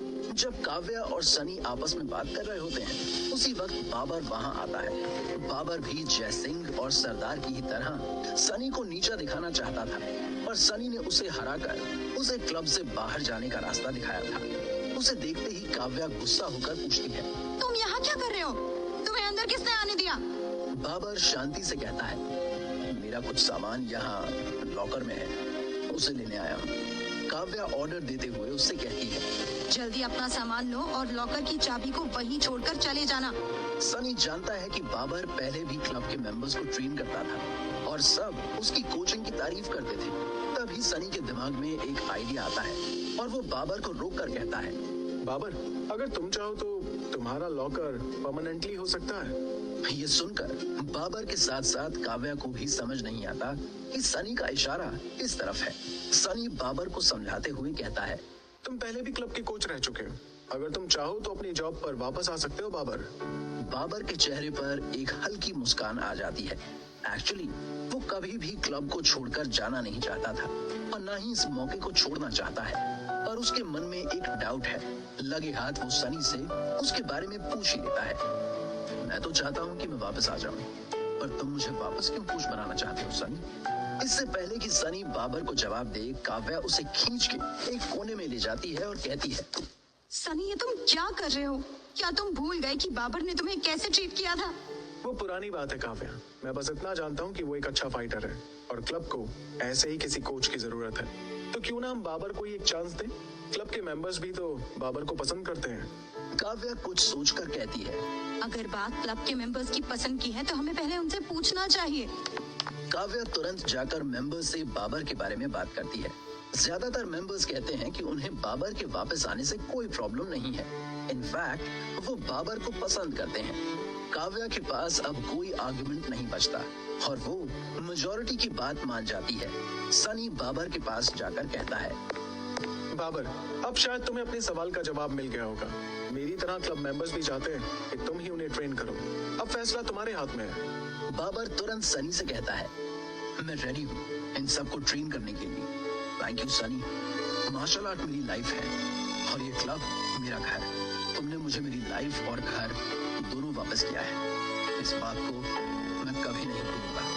ये कहकर बाबर अपना हाथ सनी की ओर बढ़ाता है। सनी उसका हाथ अपने हाथ में लेकर कहता है, वेलकम होम कोच। क्लब के कोच के साथ तुम आज से वाइस प्रेसिडेंट भी हो। काव्या और तुम दोनों को साथ मिलकर काम करना है। एक बात और मत भूलना बाबर, मैं खेल खेलने के लिए नहीं, जीतने के लिए खेल खेलना पसंद करता हूँ और चाहूंगा कि हम मिलकर इस क्लब को जीत की तरफ ले जाएं। All the best for your second inning. ये कहकर सनी जैसे ही वहां से जाने लगता है, तभी बाबर उसे रोक कर कहता है, सनी, अगर ज्यादा जल्दी नहीं है तो एक राउंड हो जाए। ये सुनते ही सनी रुक जाता है। सब लोगों को लगता है कि बाबर सनी से अपनी हार का बदला लेना चाहता है, इसलिए उसे फाइट के लिए इनवाइट कर रहा है और शायद ये सही भी है। बाबर को लगता है कि पहली बार उसने सनी को हल्के में लेने की गलती कर दी थी, इसलिए वो हार गया। पर अब वो ऐसा नहीं करेगा। सनी से हारने के बाद बाबर ने कुछ नई टेक्निक सीखी है और अगर बाबर आज सनी को हरा देता है तो उसकी खोई हुई साख वापस आ जाएगी। काव्या बाबर का इंटेंशन जानती है और सनी से कहती है कि वो फाइट से मना भी कर सकता है, पर सनी खुद भी रिंग में उतरना चाहता है। उसकी फाइटर इंस्टिंक्ट जाग जाती है और वो बाबर के सामने रिंग में आ जाता है। दोनों अपनी अपनी पोजीशंस ले लेते हैं। फाइट शुरू होती है और इस बार बाबर ज्यादा जल्दबाजी नहीं करता और सही मौके का इंतजार करता है। पर उसे इस बात का बिल्कुल भी अंदाजा नहीं है कि पिछले कुछ दिनों में सनी भी लगातार प्रैक्टिस कर रहा था और उसने भी मार्शल आर्ट की नई टेक्निक्स सीख ली है। इस बार सनी बाबर को अटैक का मौका ही नहीं देता और लगातार उस पर पंचेस बरसाने लगता है। बाबर अपने और सनी के बीच गैप क्रिएट करने की कोशिश करता है, पर सनी रिंग में इतना फास्ट है कि बाबर को मौका ही नहीं देता कि वो उससे दूर जाए। फाइनली बाबर किसी तरह से दूरी बनाकर सनी को एक राउंड किक मारता है, पर सनी हवा में उछलकर न सिर्फ उसकी किक को अवॉइड कर देता है बल्कि राइट एल्बो से उसके सर पर अटैक करता है। बाबर के पास सनी के इस मूव का कोई जवाब नहीं है और वो एक बार फिर सनी से हार जाता है। सब लोग सनी के लिए चीयर करने लगते हैं। काव्या तो उस बच्चे की तरह उछल उछल कर तालियां बजाती है जो अपने फेवरेट सुपर हीरो को गुंडों को मारते हुए देख रहा हो। सनी हाथ बढ़ाकर बाबर को उठाता है और पूछता है, और एक राउंड हो जाए? अभी तो बॉडी गर्म हुई है। नहीं सनी, मेरी बॉडी तो ठंडी हो गई। आज के लिए इतना काफी है। मुझे समझ आ गया है कि रिंग के बाहर और रिंग के अंदर दोनों जगह तुम ही इस क्लब के प्रेसिडेंट बनने के काबिल हो और अब से एज अ वाइस प्रेसिडेंट मैं वही करूंगा जो तुम चाहते हो। सनी बाबर की पीठ थपथपाते हुए कहता है, मैं तो बस इतना चाहता हूँ बाबर कि काव्या के पापा का सपना पूरा हो और हमारा ही club number 1 martial art club बने। काव्या को सनी की ये बात पसंद आती है कि वो दूसरों के ड्रीम्स को भी उतनी ही इम्पोर्टेंस देता है जितना वो अपने एम्बिशंस को। वो सनी से कहती है, पर सनी, ये सपना तब तक पूरा नहीं हो सकता जब तक हम दूसरे क्लब से फ्रेंडली मैचेस ना खेलें, क्योंकि उससे मेंबर्स को सही एक्सपोजर मिलेगा और उनका रियल फाइट्स का एक्सपीरियंस बढ़ेगा। सनी को काव्या की बात अच्छी लगती है। वो कहता है, आइडिया तो सही है, इसे इम्प्लीमेंट करने में प्रॉब्लम क्या है? इस एरिया का सबसे अच्छा मार्शल आर्ट क्लब कौन सा है? बाबर तुरंत बोलता है, स्पोर्ट्स यूनिवर्सिटी के क्लब से अच्छा और कोई क्लब नहीं। ठीक है, तो उन्हें हमारे साथ फ्रेंडली मैच खेलने के लिए इनविटेशन भेज दो। ये सुनते ही काव्या और बाबर दोनों एक दूसरे की तरफ देखते हैं, पर कोई भी सनी की बात का जवाब नहीं देता। सनी उनसे पूछता है, क्या हुआ? मैंने कुछ गलत कहा क्या? तभी काव्या कहती है, नहीं, गलत तो तुमने कुछ नहीं कहा, पर जो तुम कह रहे हो वो इतना आसान नहीं है। स्पोर्ट्स यूनिवर्सिटी के मेंबर्स हमारे क्लब के फाइटर्स के साथ फ्रेंडली मैच खेलने के लिए कभी भी तैयार नहीं होंगे। उनकी नजर में हमारी कोई इज्जत नहीं है और हमारे साथ खेलकर वो अपने लेवल को कम नहीं करना चाहते। उन्हें लगता है कि उनका और हमारा कोई मुकाबला ही नहीं है। पर बिना मुकाबला किए वो ऐसा कैसे कह सकते हैं? तुम उन लोगों को इनविटेशन भेज दो काव्या, फिर देखते हैं क्या होता है। काव्या तो सनी की बात का कोई जवाब नहीं देती, पर बाबर कहता है, वो हमारे इनविटेशन का जवाब तक नहीं देंगे। उन्हें अपने साथ मैच खेलने के लिए मनाना बहुत मुश्किल है सनी। मुश्किल काम को करके ही कुछ महान काम किया जा सकता है बाबर। तुम लोग इनविटेशन भेज दो, बाकी मुश्किल को कैसे आसान बनाना है वो मुझ पर छोड़ दो। ये कहकर सनी वहां से चला जाता है। क्या सनी अपनी बात को सही साबित कर पाएगा या सब उसकी फिलॉसफी का मजाक बनाएंगे? क्या बाबर को क्लब का कोच बनाने का डिसीजन सही साबित होगा? क्या अभी तक हर जगह सफल हुआ सनी मार्शल आर्ट क्लब को नंबर 1 बनाने में सक्सेसफुल होगा? सनी बाबर और काव्या को विश्वास दिलाता है कि वो स्पोर्ट्स यूनिवर्सिटी क्लब को अपने क्लब के फाइटर्स के साथ फ्रेंडली मैच खेलने के लिए मना लेगा और फिर वो घर के लिए निकल जाता है। रास्ते में राजेश गाड़ी चलाते हुए नोटिस करता है कि सनी काफी थका हुआ है। राजेश सनी से पूछता है, सर एक बात कहूं? सनी थोड़ा चिढ़ते हुए कहता है, सबसे पहले तो आप मुझे सर कहना बंद करो राजेश जी। मैं आपसे पहले भी बहुत बार कह चुका हूँ, पर आप मानते ही नहीं हो। अब मैंने डिसाइड कर लिया है, जब तक आप मुझे सनी कहकर नहीं बुलाओगे मैं आपकी बात ही नहीं सुनूंगा। राजेश सनी को समझाते हुए कहता है, मैंने अपनी पूरी लाइफ ड्राइवर का काम किया है, सब मालिक लोगों को सर कहकर ही बुलाया है। आपको सनी कहकर बुलाने के लिए मेरी जुबान ही नहीं उठेगी। इतने सालों की आदत ऐसे ही नहीं बदलती। तो मैं कौन सा आपको आपकी आदत बदलने को कह रहा हूँ। आपको सर बोलना है तो आप दूसरे लोगों को बोलो, मुझे मत बोलो प्लीज, रिक्वेस्ट है आपसे। राजेश को आज तक सनी जैसा कोई मिला ही नहीं जो इतने बड़े एम्पायर का मालिक है पर फिर भी सादगी से भरा है। राजेश बड़बड़ा कर कहता है, अरे अरे, आप मुझसे विनती क्यों कर रहे हैं सर, आप तो हुक्म करो। ठीक है, अब मैं आपको आपकी भाषा में समझाता हूँ। राजेश जी, आज से आप मुझे सर नहीं सनी कहेंगे और ये मेरा ऑर्डर है। ठीक है, अगर आप यही चाहते हो तो आज से मैं आपको सर नहीं सनी बेटा कहूंगा। ये सुनकर सनी के चेहरे पर स्माइल आ जाती है। फाइनली सनी चैन की सांस लेता है और कहता है, ये हुई ना बात, सनी बेटा तो और भी अच्छा है। अब बोलो, क्या बात करनी थी आपको? मैं कह रहा था कि पिछले कुछ दिनों से मैं देख रहा हूँ कि तुम बहुत ज्यादा काम कर रहे हो, एक दिन भी ढंग से आराम नहीं किया।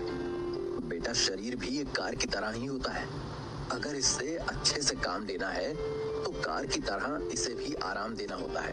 हवा पानी चेक करना पड़ता है और सही टाइम पर सर्विस करवानी पड़ती है, नहीं तो कार की तरह शरीर में भी प्रॉब्लम आने लगती है।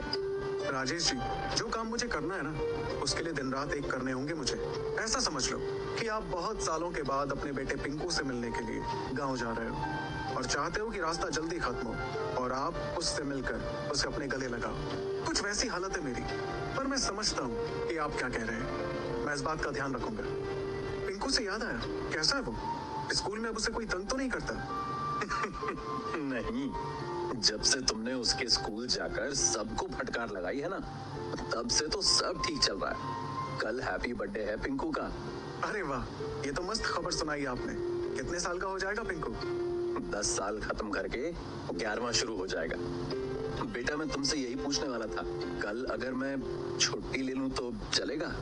अरे राजेश जी, सिर्फ आप ही क्यों, मैं भी कल छुट्टी ले लेता हूँ, साथ में मिलकर उसका बर्थडे मनाएंगे। अरे नहीं नहीं बेटा, तुम अपना टाइम खराब मत करो, तुम्हें 1000 काम होते हैं। तुमने बोल दिया, हमारे लिए इतना ही काफी है। अरे अभी तो आप बोल रहे थे कि मुझे रेस्ट करना चाहिए। कल पिंकू का बर्थडे भी मना लूंगा और रेस्ट भी कर लूंगा, दोनों काम हो जाएंगे। और मैं आपसे पूछ नहीं रहा हूँ, आपको बता रहा हूँ कि हम सब साथ में पिंकू का बर्थडे मना रहे हैं। बस मैं युक्ति को बोल दूंगा कि वो सारी प्लानिंग कर लेगी और आपको बता देगी। आप मुझे घर छोड़कर फौरन अपने घर के लिए निकल जाओ। राजेश सनी की बात को टाल नहीं पाता और मन ही मन सोचता है कि उसने पिछले जन्म में जरूर कुछ अच्छे कर्म किए होंगे जो इस जन्म में उसे सनी जैसा बॉस मिला, क्योंकि इस जन्म में तो उसने ऐसा कुछ किया ही नहीं जिसके लिए वो सनी जैसा बॉस डिजर्व करता है। राजेश भी उन लोगों में से है जिन्हें अपनी वर्थ नहीं पता हो, पर सनी को राजेश की वर्थ भली भांति पता है। वो अच्छे से जानता है कि कार एक्सीडेंट के टाइम पर अगर वो सनी को नहीं बचाता तो आज सनी जिंदा ही नहीं होता।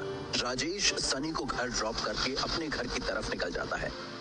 सनी अपने रूम में जाकर श्रुति का लाइव स्ट्रीम देखने लगता है। पिछले कुछ दिनों में श्रुति की लाइव परफॉर्मेंस की वजह से सनी का चैनल काफी पॉपुलर हो गया है और श्रुति के फैंस बहुत लॉयल हैं, जिसकी वजह से चैनल पर हमेशा ट्रैफिक रहता है, जो कि सनी के बिजनेस के लिए अच्छा है। कुछ देर बाद जैसे ही वो पढ़ने के लिए स्टडी रूम की तरफ जा रहा होता है, उसके मोबाइल पर एक नोटिफिकेशन आता है। ये नोटिफिकेशन लेखक रास्पा बैनर्जी की नई बुक लॉन्च का है। सनी रास्पा को मैसेज करके कांग्रेचुलेट करता है, पर वो सामने से रिप्लाई में कहती है कि बुक लोगों को ज्यादा पसंद नहीं आ रही है और पॉपुलैरिटी चार्ट में बुक बहुत पीछे है। सनी उसकी बुक पढ़ने लगता है। बुक का कंटेंट बहुत रियलिस्टिक है और नैरेटिव स्टाइल काफी यूनिक और विटी है। सनी बुक में इतना घुस जाता है कि कब वो 100 पेजेस पढ़ डालता है उसे पता ही नहीं चलता।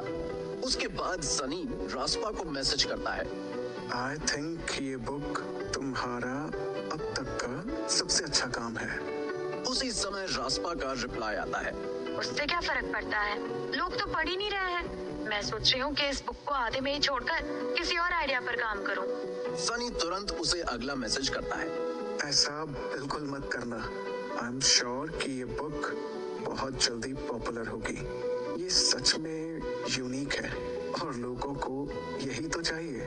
सनी रास्पा को समझाने की कोशिश करता है कि कुछ बुक्स को पिक करने में टाइम लगता है, पर एक बार वो ऑडियंस की नजर में आ जाती है तो बहुत हिट होती है। सनी रास्पा को अपने प्रोडक्ट पर भरोसा करने के लिए कहता है, क्योंकि अगर वो खुद ही अपने प्रोडक्ट पर विश्वास नहीं करेगी तो लोग भी नहीं करेंगे। रास्पा उस टाइम बहुत लो फील कर रही थी, लेकिन सनी के साथ मैसेजेस के जरिए बात करने के बाद वो काफी मोटिवेटेड फील करती है। सनी बखूबी जानता है कि आर्टिस्ट लोग बहुत वल्नरेबल होते हैं और अगर उन्हें सही टाइम पर मोटिवेशन ना मिले तो वो डिस्करेज हो जाते हैं। रास्पा सनी से प्रॉमिस करती है कि वो बुक को आगे लिखती रहेगी। सनी सिर्फ बिजनेस में ही इन्वेस्ट नहीं करता, उसे टैलेंटेड आर्टिस्ट्स में इन्वेस्ट करना भी पसंद है। उसने बचपन में अपने केयर टेकर गोपाल दास, जिसे वो अपना फादर समझता था, उनसे एक कहानी सुनी थी। कहानी माता लक्ष्मी और सरस्वती के बारे में थी। गोपाल ने कहा था, अगर लक्ष्मी माता का वरदान आपके ऊपर है तो आपको किसी भी चीज की कमी नहीं होगी, पर वो कभी भी आपसे नाराज होकर आपसे दूर जा सकती हैं। पर अगर आपके ऊपर सरस्वती माता का वरदान है तो चाहे कुछ भी हो जाए, आपको लक्ष्मी माता कभी भी छोड़कर नहीं जाएंगी। सनी स्पिरिचुअलिटी में ज्यादा बिलीव नहीं करता, पर उसे गोपाल की ये कहानी अच्छी लगी थी। उस रात थोड़ी देर पढ़ने के बाद अगली सुबह सनी फैजल को ट्रेनिंग सेशन में बताता है कि कैसे उसने एक बार फिर बाबर को हरा दिया। फैजल उसे शाबाशी देता है। तभी सनी को काव्या का फोन आता है और वो कहती है, सनी, जिसका अंदाजा था वही हुआ। स्पोर्ट्स यूनिवर्सिटी ने हमारा फ्रेंडली मैच खेलने का इनविटेशन रिजेक्ट कर दिया। सनी कुछ सोचते हुए कहता है, कोई बात नहीं, मैं कुछ करता हूँ इस मैटर में। सनी फोन रखकर फटाफट ट्रेनिंग पूरी करता है और स्पोर्ट्स यूनिवर्सिटी पहुंच जाता है। उसका मिशन है वहां के प्रेसिडेंट से मिलकर उन्हें अपने मार्शल आर्ट क्लब के मेंबर्स के साथ फ्रेंडली मैच खेलने के लिए मनाना। पर वहां पहुंचने के बाद उसे समझ आता है कि उन्होंने इनविटेशन क्यों रिजेक्ट किया। स्पोर्ट्स यूनिवर्सिटी क्लब का साइज देखकर उसे ऐसा लगता है जैसे वो ओलंपिक्स के इंडोर स्टेडियम में आ गया हो। वहाँ सारी लेटेस्ट फैसिलिटीज के साथ साथ प्रोफेशनल कोचेस हैं। एडमिशन के लिए लोगों की लंबी लाइन लगी हुई है। सनी जैसे ही प्रेसिडेंट के ऑफिस के पास जाने की कोशिश करता है, उसे एक एथलेटिक बॉडी वाला आदमी रोकता है। ये वहाँ का सिक्योरिटी हेड है जो रूडली सनी से कहता है, ओह हेलो, कहाँ घुसते चले जा रहे हो? गार्डन समझा है क्या? एडमिशन चाहिए तो लाइन में लगो। सनी उससे शांति से कहता है, मैं यहाँ एडमिशन के लिए प्रेसिडेंट से मिलने आया हूँ। सिक्योरिटी हेड ऊपर से लेकर नीचे तक सनी को देखता है और पूछता है, उन्होंने तुम्हें बुलाया क्या? नहीं, उन्होंने तो नहीं बुलाया, पर मुझे मिलना है, कुछ इम्पोर्टेंट काम है उनसे। सिक्योरिटी हेड सोचता है कि सनी जैसे दुबले पतले गरीब से दिखने वाले लड़के को प्रेसिडेंट से क्या ही काम हो सकता है। वो भी वहाँ खाली बैठा है तो सोचता है कि चलो सनी के मजे लेकर टाइम पास ही कर लें। वो कहता है, अच्छा ठीक है, मैं तुम्हें प्रेसिडेंट से मिलवा दूंगा अगर तुमने वो बारबेल उठा दिया तो। वहाँ पर जो लोग एडमिशन के लिए आ रहे हैं उनकी फिजिकल फिटनेस चेक करने के लिए एक बारबेल रखा हुआ है। सिक्योरिटी हेड आगे कहता है, ज्यादा वजन नहीं है, बस 100 किलो का ही है, तुम्हारा एंट्री पास है ये। अगर तुमने इसे उठाकर एक डेड लिफ्ट कर दिया तो मैं तुम्हें प्रेसिडेंट से मिलवाने के लिए अंदर ले जाऊंगा। सनी चाहे तो एक फोन घुमाकर सीधा प्रेसिडेंट से मिलने के लिए अंदर जा सकता है, पर वो ऐसा करना नहीं चाहता। चैलेंज अगर फिजिकल स्ट्रेंथ का है तो वो उसका जवाब फिजिकल स्ट्रेंथ से ही देना चाहता है, ना कि अपने पैसे की स्ट्रेंथ से। वो जैसे ही बारबेल की तरफ जाता है, वहाँ जो लोग एडमिशन कराने के लिए आए हैं वो अपना काम छोड़कर सनी को देखने लगते हैं ताकि बाद में उसका मजाक उड़ाया जा सके। सनी बारबेल के पास जाकर थोड़ी स्ट्रेचिंग करता है। ये देख वहाँ मौजूद सब लोग हंसना शुरू कर देते हैं और सनी बस फैजल की ट्रेनिंग के बारे में सोच रहा है। फैजल मार्शल आर्ट में तकनीक के साथ स्ट्रेंथ की इंपॉर्टेंस को भी समझाता है, इसलिए वो सनी से काफी स्ट्रेंथ ट्रेनिंग भी करवाता है। सनी पोजीशन लेता है और बारबेल को दोनों हाथों से कस के पकड़ता है। उसकी लोअर बॉडी एकदम स्टेडी है और उसके आर्म्स मसल्स एकदम टाइट हो गए हैं। उसकी टेक्निक को देखकर लोगों की हंसी धीरे धीरे गायब हो जाती है। सिक्योरिटी हेड की नजरें भी सनी पर ऐसे टिकी हुई हैं। सनी लंबी सांस खींचता हुआ अपनी पूरी ताकत के साथ बारबेल को उठा लेता है। जैसे ही बारबेल जमीन से हवा में जाता है, सब लोग जो सनी पर हंस रहे थे उनका घमंड भी हवा हो जाता है। सिक्योरिटी हेड कब अपनी चेयर से खड़ा हो जाता है उसे खुद पता नहीं चलता। सनी अपने पोज को होल्ड करता है और उसी वक्त सिक्योरिटी हेड की नजरों में नजरें डालकर देखता है। किसी को भी इस बात का अंदाजा नहीं था कि सनी छोटे पैकेट में बड़ा धमाका होगा। सनी बारबेल को झटके से रिलीज करता है और वो जैसे ही जमीन पर गिरता है, एक जोर की आवाज आती है जो कि पूरी स्पोर्ट्स यूनिवर्सिटी में गूंजती है। ये गूंज सनी की विल पावर, उसके डिसिप्लिन और स्ट्रेंथ की थी। सनी अब सिक्योरिटी हेड के पास आता है और कहता है, चले प्रेसिडेंट से मिलने, या कोई और चैलेंज बाकी है?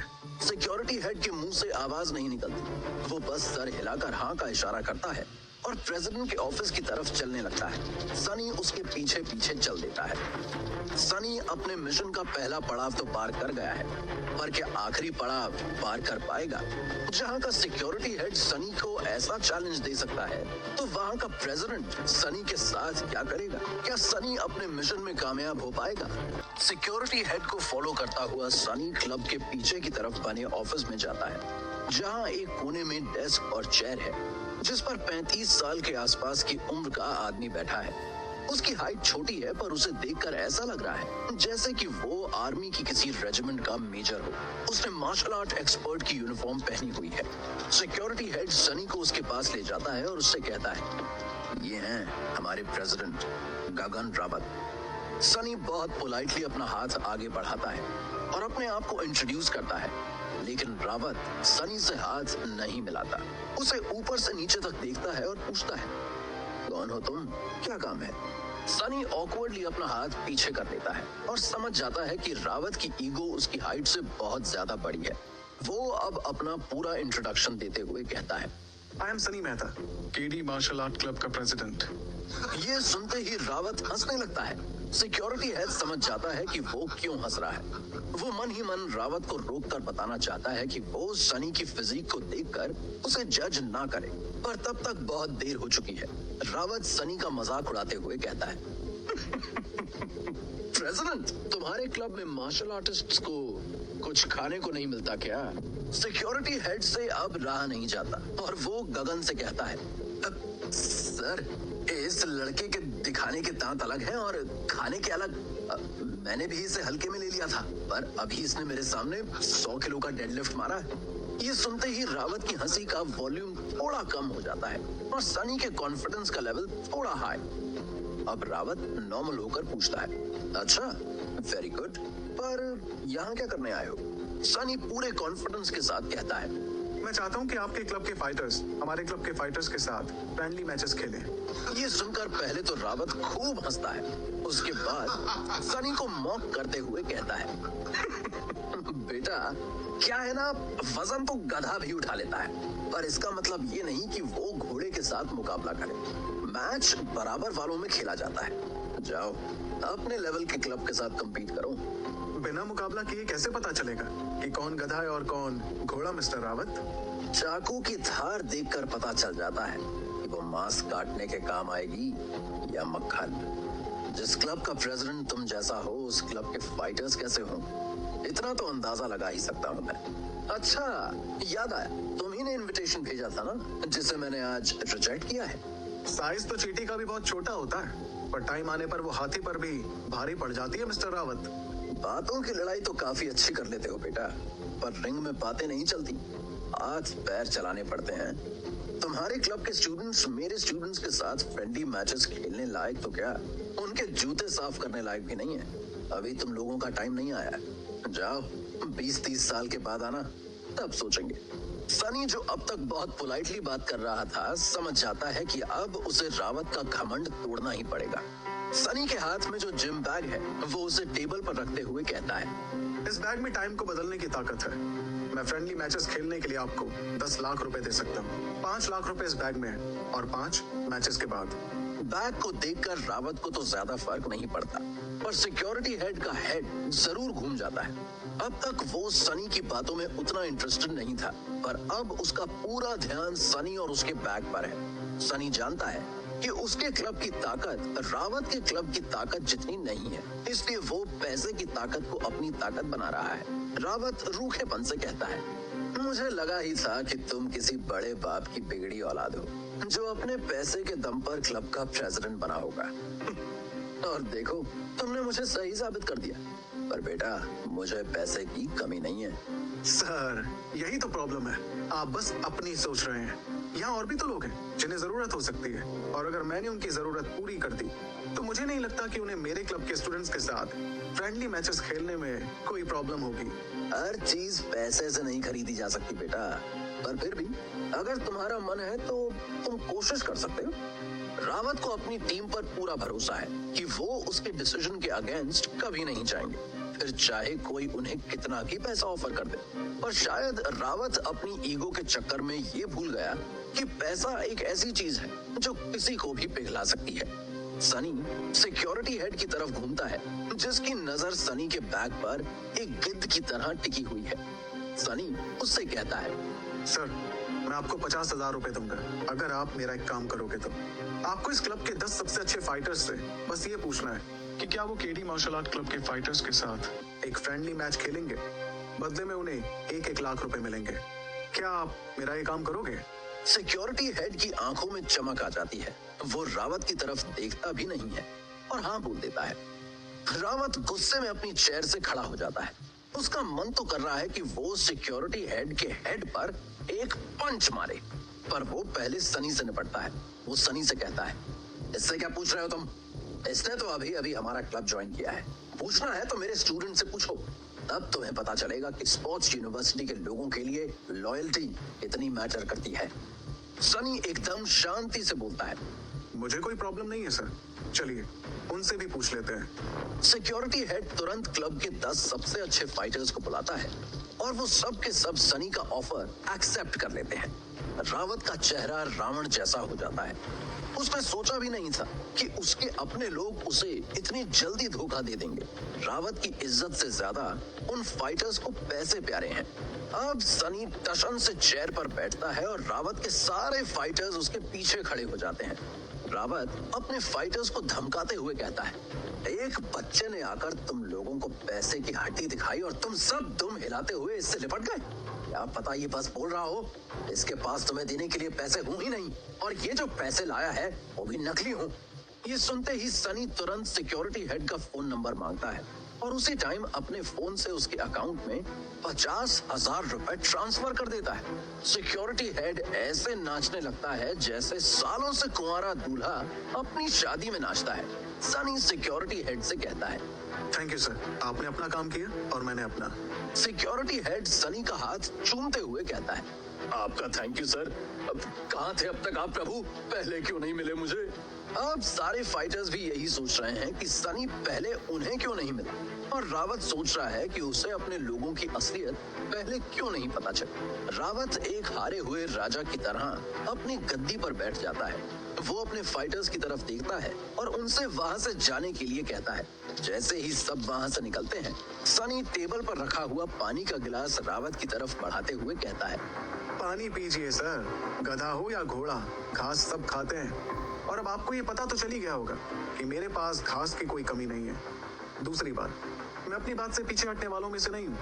वैसे मैं आया तो था आपके फाइटर्स के साथ फ्रेंडली मैचेस खेलने की बात करने के लिए, पर अब मैं सोच रहा हूँ कि क्यों ना इन सब फाइटर्स को हमेशा के लिए अपने साथ ही ले जाऊं, ताकि बार बार मुझे यहाँ आकर आपको इस तरह पानी ना पिलाना पड़े। ये सुनते ही रावत के होश उड़ जाते हैं। अगर सनी सारे अच्छे फाइटर्स को अपने साथ ले गया तो sports university martial art club पूरी तरह से बर्बाद हो जाएगा। वो सनी को चेताते हुए कहता है, तुम ऐसा कुछ नहीं करोगे। क्यों नहीं करूंगा सर? जब मैं आपसे प्यार से बात कर रहा था तब तो बात आपकी समझ में नहीं आई। अब जो मुझे समझ आ रहा है मैं वो ही करूंगा।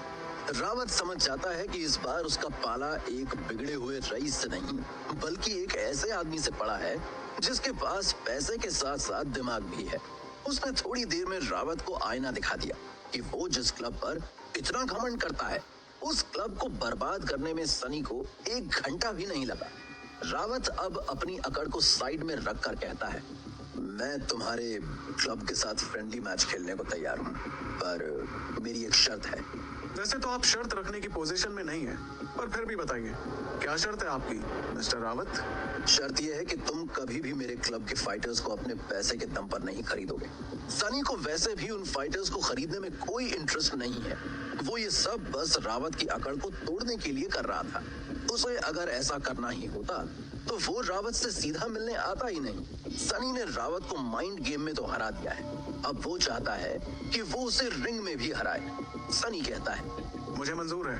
अगर आप मेरी बात पहले मान जाते तो हम दोनों का इतना टाइम वेस्ट नहीं होता। चलिए, अब आपसे संडे को रिंग में मुलाकात होगी। सनी जैसे ही ये कहकर उठने को होता है, रावत उसे चेतावनी देते हुए कहता है, मैं एक बात और अभी से बता देना चाहता हूँ, रिंग के अंदर जो कुछ भी होगा उसके लिए मैं और मेरे फाइटर्स जिम्मेदार नहीं होंगे। पहले से इसलिए बोल रहा हूँ ताकि तुम बाद में ये कहकर रोने ना लगो कि मैंने तुम्हें वार्निंग नहीं दी। रावत सनी से अपनी बेइज्जती का बदला लेना चाहता है और ऐसा करने में वो कोई कसर नहीं छोड़ेगा, पर सनी रावत की वार्निंग को चैलेंज की तरह लेता है और कहता है, मैं भी यही चाहता हूँ कि आप लोग अपनी बेस्ट टीम और गेम लेकर रिंग में उतरें, ताकि हारने के बाद आप भी बाद में ये ना कह सको कि मैंने आपको वार्निंग नहीं दी। ये कहकर सनी रावत के कैबिन से चला जाता है। सिक्योरिटी हेड उसे जाते हुए देख उसके पीछे आता है और मस्का लगाते हुए कहता है, सर आप बोलो तो मैं अभी इसी वक्त इस क्लब को छोड़कर आपका क्लब ज्वाइन करने के लिए तैयार हूँ, मुझे भी अपने साथ ले चलो आप। सनी मुस्कुराते हुए कहता है, नहीं, ऐसा नहीं हो सकता। क्यों सर, क्यों नहीं हो सकता? एक तो तुम्हें क्लब छोड़ने की जरूरत नहीं पड़ेगी, रावत तुम्हें खुद ही निकाल देगा, और दूसरा, मुझे हड्डी को देखकर दुम हिलाने वाले कुत्ते पालने का शौक नहीं है। मुझे भेड़िए पसंद है जो चाहे कुछ भी हो जाए अपने झुंड को धोखा नहीं देते। सनी थोड़े में उसे बहुत बड़ी बात सुना के चला जाता है। क्लब से निकलने के बाद वो चैन की सांस लेता है। उसने अपनी टीम से जो वादा किया था वो उसने पूरा किया है, पर उसे इस बात का डर भी है कि अब संडे के मैचेस फ्रेंडली मैचेस नहीं होंगे। उसने रावत के ईगो को हर्ट कर दिया है और अब वो इस बात का बदला सनी के फाइटर्स से लेगा। सनी भी जानता है कि रावत के फाइटर्स और उसके फाइटर्स का कोई मुकाबला नहीं है और वो नहीं चाहता कि उसकी वजह से किसी और को नुकसान हो। क्या होगा जब रावत के फाइटर्स सनी के क्लब के फाइटर्स के साथ रिंग में उतरेंगे? क्या सनी की ये हरकत उसके क्लब मेंबर्स को भारी पड़ेगी? क्या सनी खुद इन मैचेस में हिस्सा लेगा? स्पोर्ट्स यूनिवर्सिटी से निकलते ही सनी सबसे पहले काव्या को कॉल करके बताता है कि उसने वहां के प्रेसिडेंट से बात कर ली है और संडे को फ्रेंडली मैचेस होंगे। ये सुनकर काव्या हैरान होकर कहती है, वो फ्रेंडली मैचेस खेलने के लिए मान कैसे गए? क्या कहा तुमने उनसे सनी? कह तो मैंने बहुत कुछ दिया है काव्या, बस तुम ये समझ लो कि अब ये मैचेस उतने फ्रेंडली नहीं होंगे जितने होने चाहिए, इसलिए तुम हमारे फाइटर्स को अच्छे से तैयारी करने के लिए बोल दो। काव्या को समझ नहीं आता कि वो इस बात से खुश हो या डरे। वो पूछती है, फ्रेंडली मैचेस नहीं होने वाले हैं, इसका क्या मतलब है सनी? मतलब कुछ नहीं है काव्या, मैं बस इतना कह रहा हूँ कि हमें अपना बेस्ट देना है ताकि उन्हें भी लगे कि हम लोगों में दम है। ये कहकर सनी फोन रख देता है और राजेश को कॉल करता है। उसे याद है कि आज राजेश के बेटे पिंकू का बर्थडे है और उसने युक्ति को उसके लिए एक रेस्टोरेंट में टेबल बुक करने को बोला था। सनी राजेश को बोलता है कि वो पिंकू को लेकर उस रेस्टोरेंट में पहुंचे। सनी भी टैक्सी लेकर वहां पहुंचता है। सनी को देखते ही पिंकू उससे लिपट जाता है। सनी उसे हैप्पी बर्थडे विश करता है और जैसे ही वो सब रेस्टोरेंट में एंटर करते हैं, पूरा स्टाफ पिंकू के लिए बर्थडे सॉन्ग गाने लगता है। ये देखकर पिंकू बहुत खुश हो जाता है। सनी नोटिस करता है कि युक्ति ने सिर्फ टेबल बुक नहीं की है, बल्कि रेस्टोरेंट के एक पूरे एरिया को डेकोरेट करवाया है। इतना ही नहीं, उसने पिंकू के लिए एक मैजिक शो भी अरेंज करवाया है। राजेश की फैमिली ने कभी सोचा भी नहीं था कि एक दिन वो अपने बेटे का बर्थडे इतने बड़े रेस्टोरेंट में और ऐसे मनाएंगे। पिंकू को खुशी से झूमता देख राजेश इमोशनल हो जाता है और सनी के पास आकर कहता है, सनी बेटा, इतना सब करने की क्या जरूरत थी? हम लोग पहले से ही तुम्हारे एहसानों के नीचे दबे हुए हैं। सनी राजेश के कंधे पर हाथ रखते हुए कहता है, राजेश जी, फैमिली मेंबर्स एक दूसरे पर एहसान नहीं करते। आप ये सब छोड़ो और पिंकू के साथ मैजिक शो के मजे लो। मैं अभी एक कॉल करके आता हूँ। सनी रेस्टोरेंट के ओपन एरिया में जाकर युक्ति को कॉल करके कहता है, थैंक यू युक्ति, पिंकू को मैजिक शो बहुत पसंद आ रहा है। मुझे नहीं पता था कि तुम एक जादूगर भी हो जो छड़ी घुमाकर ऐसे खुशियां फैला सकती हो। युक्ति को अच्छा लगता है कि सनी को उसका किया हुआ अरेंजमेंट पसंद आया और उसने ये बताने के लिए युक्ति को कॉल भी किया। युक्ति कहती है, मैं तो सिर्फ असिस्टेंट हूँ, असली जादूगर तो तुम हो सनी। मैंने सिर्फ छड़ी घुमाई है, खुशियाँ तो तुम फैला रहे हो। सनी मुस्कुराते हुए कहता है, मुझे लगता है कि हम दोनों की जोड़ी काफी सही है। हमें बर्थडे पार्टी ऑर्गेनाइज करने का बिजनेस शुरू करना चाहिए। उफ, तुम हर चीज में बिजनेस अपॉर्चुनिटी ढूंढ ही लेते हो। थोड़ी देर के लिए बिजनेस को साइड में रखो और एंजॉय करो। सनी एक बार और थैंक यू कहकर जैसे ही फोन रखता है, उसकी नजर एक कोने के टेबल पर पड़ती है और वो चौंक जाता है। वो उस टेबल पर जाकर कहता है, आप यहाँ क्या कर रहे हो? वहाँ पर फेमस सिंगर और सनी की दोस्त श्रुति अकेली बैठी हुई है। सनी को देखते ही श्रुति के उदास चेहरे पर 100 वॉट के बल्ब जितनी चमक आ जाती है और वो खड़े होकर सनी को गले लगा लेती है, जिससे सनी को अच्छा भी लगता है। साथ में वो थोड़ा ऑकवर्ड भी हो जाता है। श्रुति अपने प्लेफुल अंदाज में कहती है, तुम्हारा वेट कर रही थी और क्या। मेरा वेट? पर आपको कैसे पता चला कि मैं यहाँ आने वाला हूँ? सनी के चेहरे का रंग उड़ गया है। श्रुति ये देखकर हंसने लगती है और कहती है, रिलैक्स, इतने हैंडसम भी नहीं हो तुम कि मैं तुम्हें स्टॉप करूं। मुझे ये जगह पसंद है, कभी कभी कॉफी पीने के लिए आती हूँ यहाँ। ये सुनकर सनी थोड़ा रिलीव महसूस करता है। तभी श्रुति उससे पूछती है, वैसे तुम यहाँ क्या कर रहे हो? सनी श्रुति के पास बैठ जाता है और उसे बताता है कि वो एक फैमिली मेंबर का बर्थडे सेलिब्रेट करने के लिए वहाँ आया है, जो कि अंदर मैजिक शो को एंजॉय कर रहा है। श्रुति अपने अंदाज में उसे आंख मार के कहती है, वेरी गुड। तो जब तक वो मैजिक शो एंजॉय कर रहा है, तुम थोड़ा मेरे साथ एंजॉय कर लो। श्रुति को सनी को छेड़ने में मजा आता है और हमेशा की तरह इस बार भी सनी के पास श्रुति की बातों का कोई जवाब नहीं है। वो उसी वक्त बातों को डाइवर्ट करते हुए कहता है, मैं आपसे मिलने का प्लान ही बनाने वाला था। मुझे आपको थैंक्स बोलना है। आपके प्रमोशन की वजह से मेरा गेम के वॉरियर काफी पॉपुलर हो गया है। बहुत बोरिंग हो तुम। सूखे थैंक यू से काम नहीं चलेगा। मेरी ट्रीट कहाँ है? अभी ले लो आप ट्रीट। बोलो क्या खाओगी आप? बहुत बड़े गेमर हो गए हो तुम। मेरे साथ ही गेम खेल रहे हो, बर्थडे पार्टी में मेरी ट्रीट भी निपटा रहे हो। आज नहीं, तुम्हें स्पेशली मुझे डेट पर ले जाना होगा, जहाँ बस हम दोनों तुम्हारे गेम की सक्सेस को सेलिब्रेट करेंगे। डेट सुनकर सनी थोड़ा ऑकवर्ड हो जाता है, पर अब उसे धीरे धीरे श्रुति के फ्लर्ट की आदत होती जा रही है। वो जानता है कि श्रुति सबके साथ ऐसे बिहेव नहीं करती। वो कुछ खास लोगों में से है जिन्हें श्रुति अपने इतना करीब आने देती है। जब वो दोनों बात कर रहे हैं तभी रेस्टोरेंट के अंदर शोर होने लगता है। वो झांक कर देखता है, अंदर 2 लोग राजेश से गुस्से में कुछ कह रहे हैं। ये देखते ही सनी खड़े होकर कहता है, मैं जरा देख कर आता हूँ कि अंदर क्या हो रहा है। अंदर जाकर वो नोटिस करता है कि 2 आदमी राजेश पर चिल्ला रहे हैं। सनी राजेश से पूछता है, क्या हुआ राजेश जी? राजेश अपने भोलेपन में कहता है, कुछ नहीं बेटा, हम लोग यहाँ बैठकर मैजिक शो देख रहे थे। ये दोनों लोग पता नहीं कहाँ से आए और उस जादूगर को तंग करने लगे। उससे एक ही चीज बार बार करवाते रहे। जब मैंने मना किया तो मुझसे झगड़ा करने लगे। सनी देखता है कि पिंकू इस पूरे मामले से काफी डर गया है। वो राजेश से कहता है, राजेश जी, आप पिंकू और आंटी को संभालो, मुझे बात करने दो। राजेश की फैमिली को थोड़ा पीछे करके सनी उन दोनों आदमियों के सामने जाकर पूछता है, क्या प्रॉब्लम है भाई? क्यों तंग कर रहे हो आप लोग इन्हें? ये प्राइवेट शो है, आप लोग जाइए यहाँ से। उन दोनों आदमियों ने नेता की तरह व्हाइट कपड़े पहने हैं और सोने से लदे पड़े हैं। वो दोनों साइज में भी सनी से काफी बड़े हैं। उनमें से एक सनी को ऊपर से नीचे तक देखता है। अबे फटीचर, जा यहाँ से। अब ये हमारा प्राइवेट शो है, हमारा जादू देखने का मन कर रहा है और तू हमें डिस्टर्ब कर रहा है। मूड खराब हो गया तो हैप्पी बर्थडे का हैप्पी डेथ डे बना देंगे। राजेश समझ जाता है कि वो गुंडे कुछ भी उल्टा सीधा कर सकते हैं। वो सनी को वहां से चलने के लिए कहता है, लेकिन सनी नहीं मानता। वो उन गुंडों की तरफ देखते हुए कहता है, राजेश जी, आप तो बेकार में घबरा रहे हो। इतने प्यारे लोग हैं ये, इन्हें जादू देखने का मन कर रहा है तो दिखा देते हैं, फिर तो खुश हो जाओगे ना आप लोग। इससे पहले कि वो दोनों कुछ समझ पाएं, सनी उन पर अटैक कर देता है। एक के बाद एक वो दोनों की कनपटी के नीचे पंच मारता है और अगले ही पल अपने घुटनों से दोनों के पेट पर वार करता है। अपने ऊपर हुए सडन अटैक से दोनों संभल नहीं पाते और पेट पकड़ के जमीन पर गिर जाते हैं। उन्होंने सोचा भी नहीं था कि सनी एक चीते की तरह उन पर झपट पड़ेगा और 2 मूव में उन्हें दिन में तारे दिखा देगा।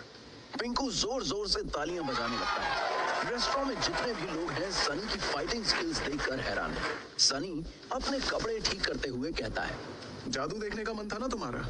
देख लिया जादू या और दिखाऊं? मैं तुम्हें भी गायब कर सकता हूँ, करके दिखाऊं? दोनों गुंडे सनी के पैरों पर गिरकर माफी मांगने लगते हैं। नहीं नहीं, हमें नहीं देखना जादू, सॉरी भाई, गलती हो गई, पूरी लाइफ जादू नहीं देखूंगा अब मैं। सनी उन्हें धमकी देते हुए कहता है, इससे पहले कि मैं जादू से तुम दोनों के कपड़े उतार दूं, निकलो यहाँ से। दोनों गुंडे पेट पकड़कर वहां से भाग जाते हैं। पिंकू भागता हुआ सनी के पास आता है और कहता है, भैया क्या फाइट की आपने, टिशुम टिशुम दोनों गिर गए। राजेश फिर एक बार सनी को उसकी फैमिली की हेल्प करने के लिए थैंक्स बोलता है। सनी पिंकू के लिए केक ऑर्डर करता है और बाहर जाकर श्रुति से कहता है, हम केक काट रहे हैं, आप भी आओगी तो अच्छा लगेगा। श्रुति ने सनी को फाइट करते हुए देख लिया है। उसे ये तो पता था कि सनी काफी हिम्मत वाला है, पर उसने सनी की फाइटिंग स्किल्स पहली बार देखी हैं। वो इम्प्रेस होते हुए कहती है, नॉट बैड सनी, तुम तो फाइटर निकले यार। अगली बार मैं किसी भी इवेंट में परफॉर्म करूंगी तो तुम्हें ही बॉडीगार्ड अपॉइंट करूंगी, करोगे ना मेरी बॉडी को गार्ड। सनी फिर से हंसकर श्रुति की बात को टाल देता है और उसे अपने साथ पिंकू के बर्थडे सेलिब्रेशन में ले जाता है। श्रुति रियलाइज करती है कि जिसे सनी फैमिली बोल रहा था वो पिंकू सनी के ड्राइवर राजेश का बेटा है। जब सनी श्रुति को उसके घर ड्रॉप करने आया था तब श्रुति ने राजेश को देखा था। श्रुति के दिल में सनी की इज्जत ये देखकर और भी बढ़ जाती है कि वो अपने ड्राइवर की फैमिली को भी अपनी फैमिली की तरह ही ट्रीट करता है। फाइनली पिंकू केक काटता है और श्रुति उसके लिए बर्थडे सॉन्ग गाती है।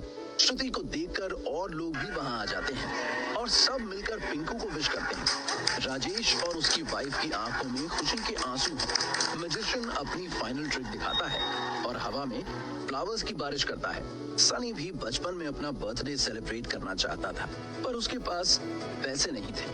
आज पिंकू का बर्थडे यादगार बनाकर उसने अपने बचपन का शौक भी पूरा कर लिया। सनी पिंकू को गिफ्ट में बहुत सारे कपड़े और अम्यूजमेंट पार्क की टिकट देता है। सब लोग साथ में डिनर करते हैं और फिर अपने अपने घर चले जाते हैं। घर जाने के बाद सनी शावर लेकर जैसे ही स्टडी रूम में एंटर करता है, युक्ति वहां आकर पूछती है, कैसा रहा बर्थडे सेलिब्रेशन? काफी अच्छा युक्ति। वैसे तुम बताओ, तुम्हारे पैर की चोट कैसी है? ठीक है, अच्छा हुआ ऑइंटमेंट लगवा लिया, नहीं तो मार्क रह जाता। Thank you. उसी वक्त सनी को अपने रेस्टोरेंट के मैनेजर का फोन आता है। ये देखकर सनी थोड़ा हैरान होता है क्योंकि आज से पहले मैनेजर ने कभी सनी को फोन नहीं किया है।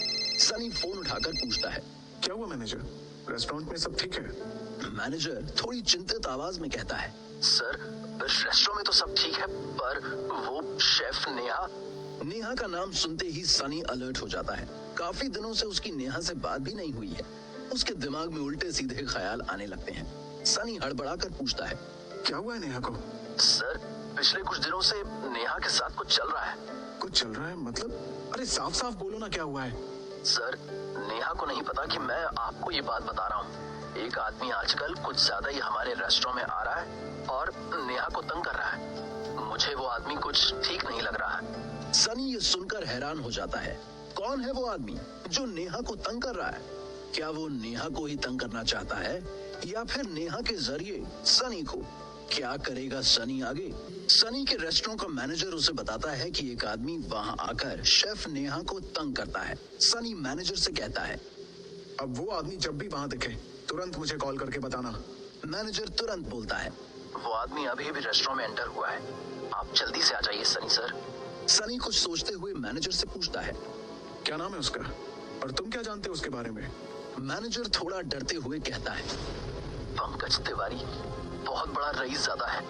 उसका बाप टेक्सटाइल किंग कहलाता है। सनी बिना टाइम वेस्ट किए घर से रेस्टोरेंट की तरफ निकल पड़ता है। रेस्टोरेंट के बाहर मैनेजर सनी का वेट कर रहा है। सनी उसके पास जाकर पूछता है, कहाँ है वो रईसज़ादा? मैनेजर एक कोने की तरफ इशारा करता है। सनी नोटिस करता है कि पंकज एक टेबल पर बैठा है जिस पर 3-4 डिशेस रखी हुई हैं और उसके सामने नेहा खड़ी है।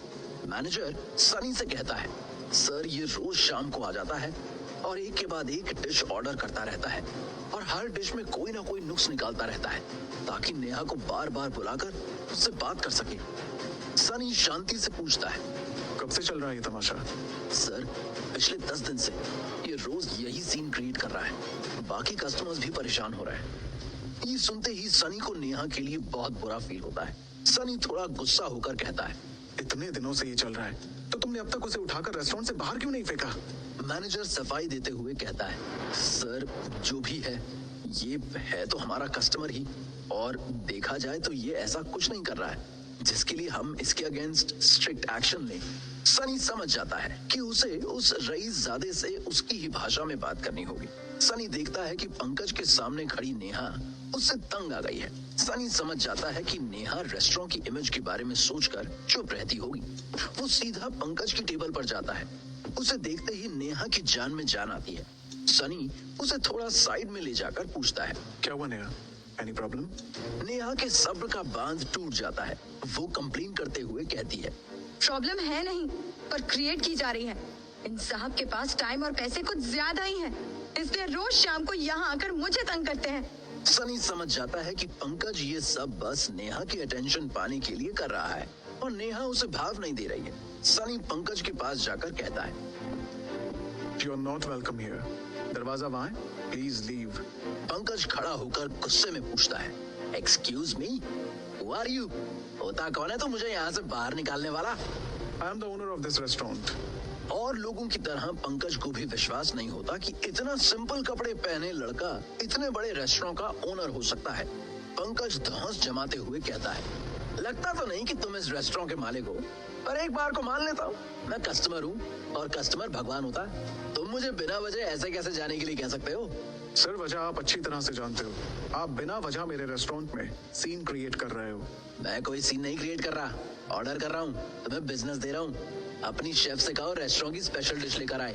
ये सुनते ही सनी कुछ सोचते हुए नेहा के कान में फुसफुसाता है, जिसे सुनते ही नेहा की आंखों में खोई हुई चमक वापस आ जाती है और वो सीधा किचन में चली जाती है। थोड़ी देर के बाद नेहा प्लेट में एक चॉकलेट पेस्ट्री लाती है और पंकज के सामने रख देती है। पंकज उसे देखते ही पूछता है, ये तो नॉर्मल चॉकलेट पेस्ट्री है, इसमें क्या स्पेशल है?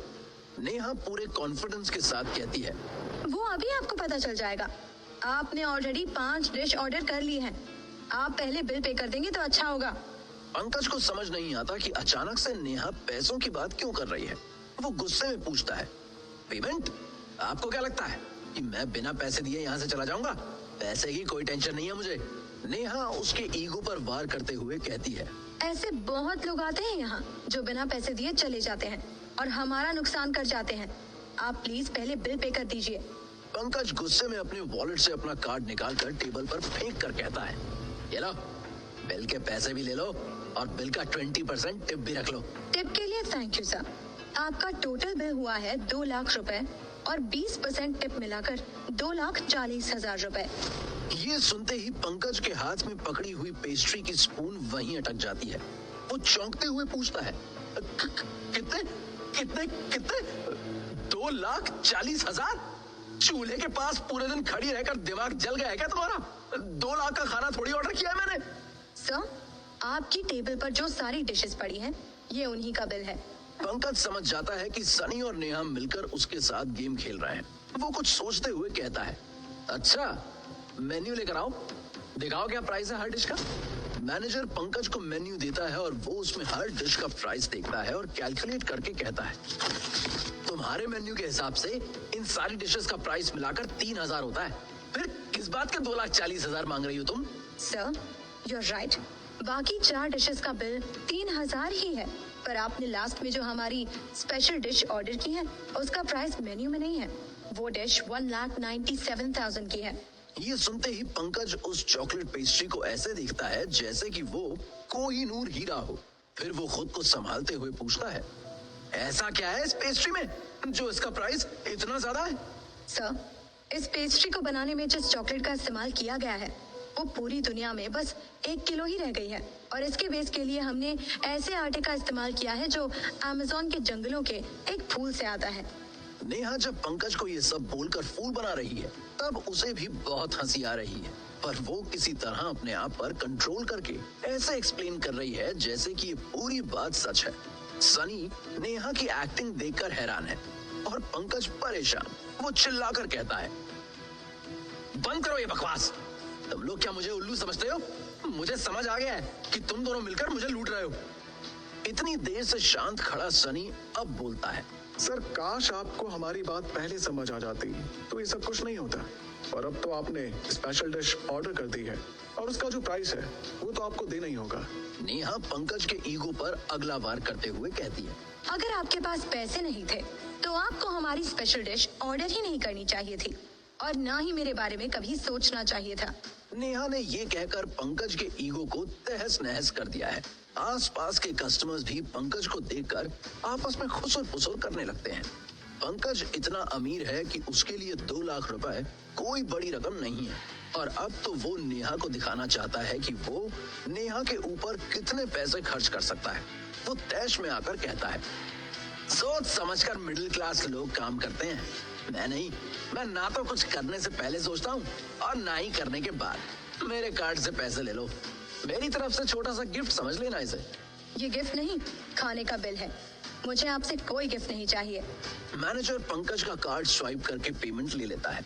सनी ने नेहा के साथ मिलकर पंकज को सबक सिखा दिया है। उसने अभी अभी 1,97,000 की पेस्ट्री खाई है।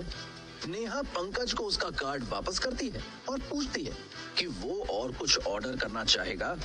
पंकज इतना भी बेवकूफ नहीं है कि वो अपनी गलती को दोहराए। वो कहता है, फिलहाल तो मैं कुछ ऑर्डर नहीं करना चाहता। नो प्रॉब्लम सर, पर आप जल्द से जल्द टेबल खाली कर दीजिए, हमारे और कस्टमर्स वेट कर रहे हैं।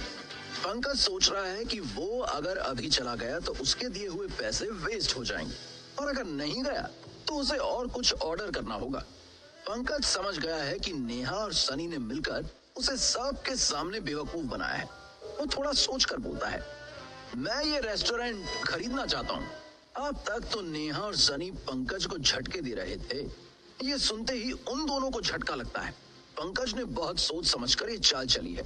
अगर उसने रेस्टोरेंट खरीद लिया तो वो नेहा का बॉस होगा और नेहा को उसके इशारे पर नाचना होगा। नेहा समझ जाती है कि पंकज क्यों ऐसा कर रहा है। उसका मन तो कर रहा है कि वो पानी का गिलास पंकज के मुंह पर दे मारे, पर वो अपना गुस्सा कंट्रोल करके कहती है, हमारा रेस्टोरेंट बिकाऊ नहीं है सर। लेकिन तभी सनी बीच में कूदते हुए कहता है, मैं ये रेस्टोरेंट बेचने के लिए तैयार हूँ। ये सुनते ही नेहा और मैनेजर दोनों की धड़कनें मानो एक पल के लिए थम जाती हैं। नेहा जो पानी का ग्लास पंकज के मुंह पर मारना चाहती थी, अब वो सनी के मुंह पर मारना चाहती है ताकि वो होश में आए। वो सनी से अपसेट होकर पूछती है, तुम ये रेस्टोरेंट बेचना चाहते हो? अगर कोई अच्छी कीमत दे तो क्यों नहीं।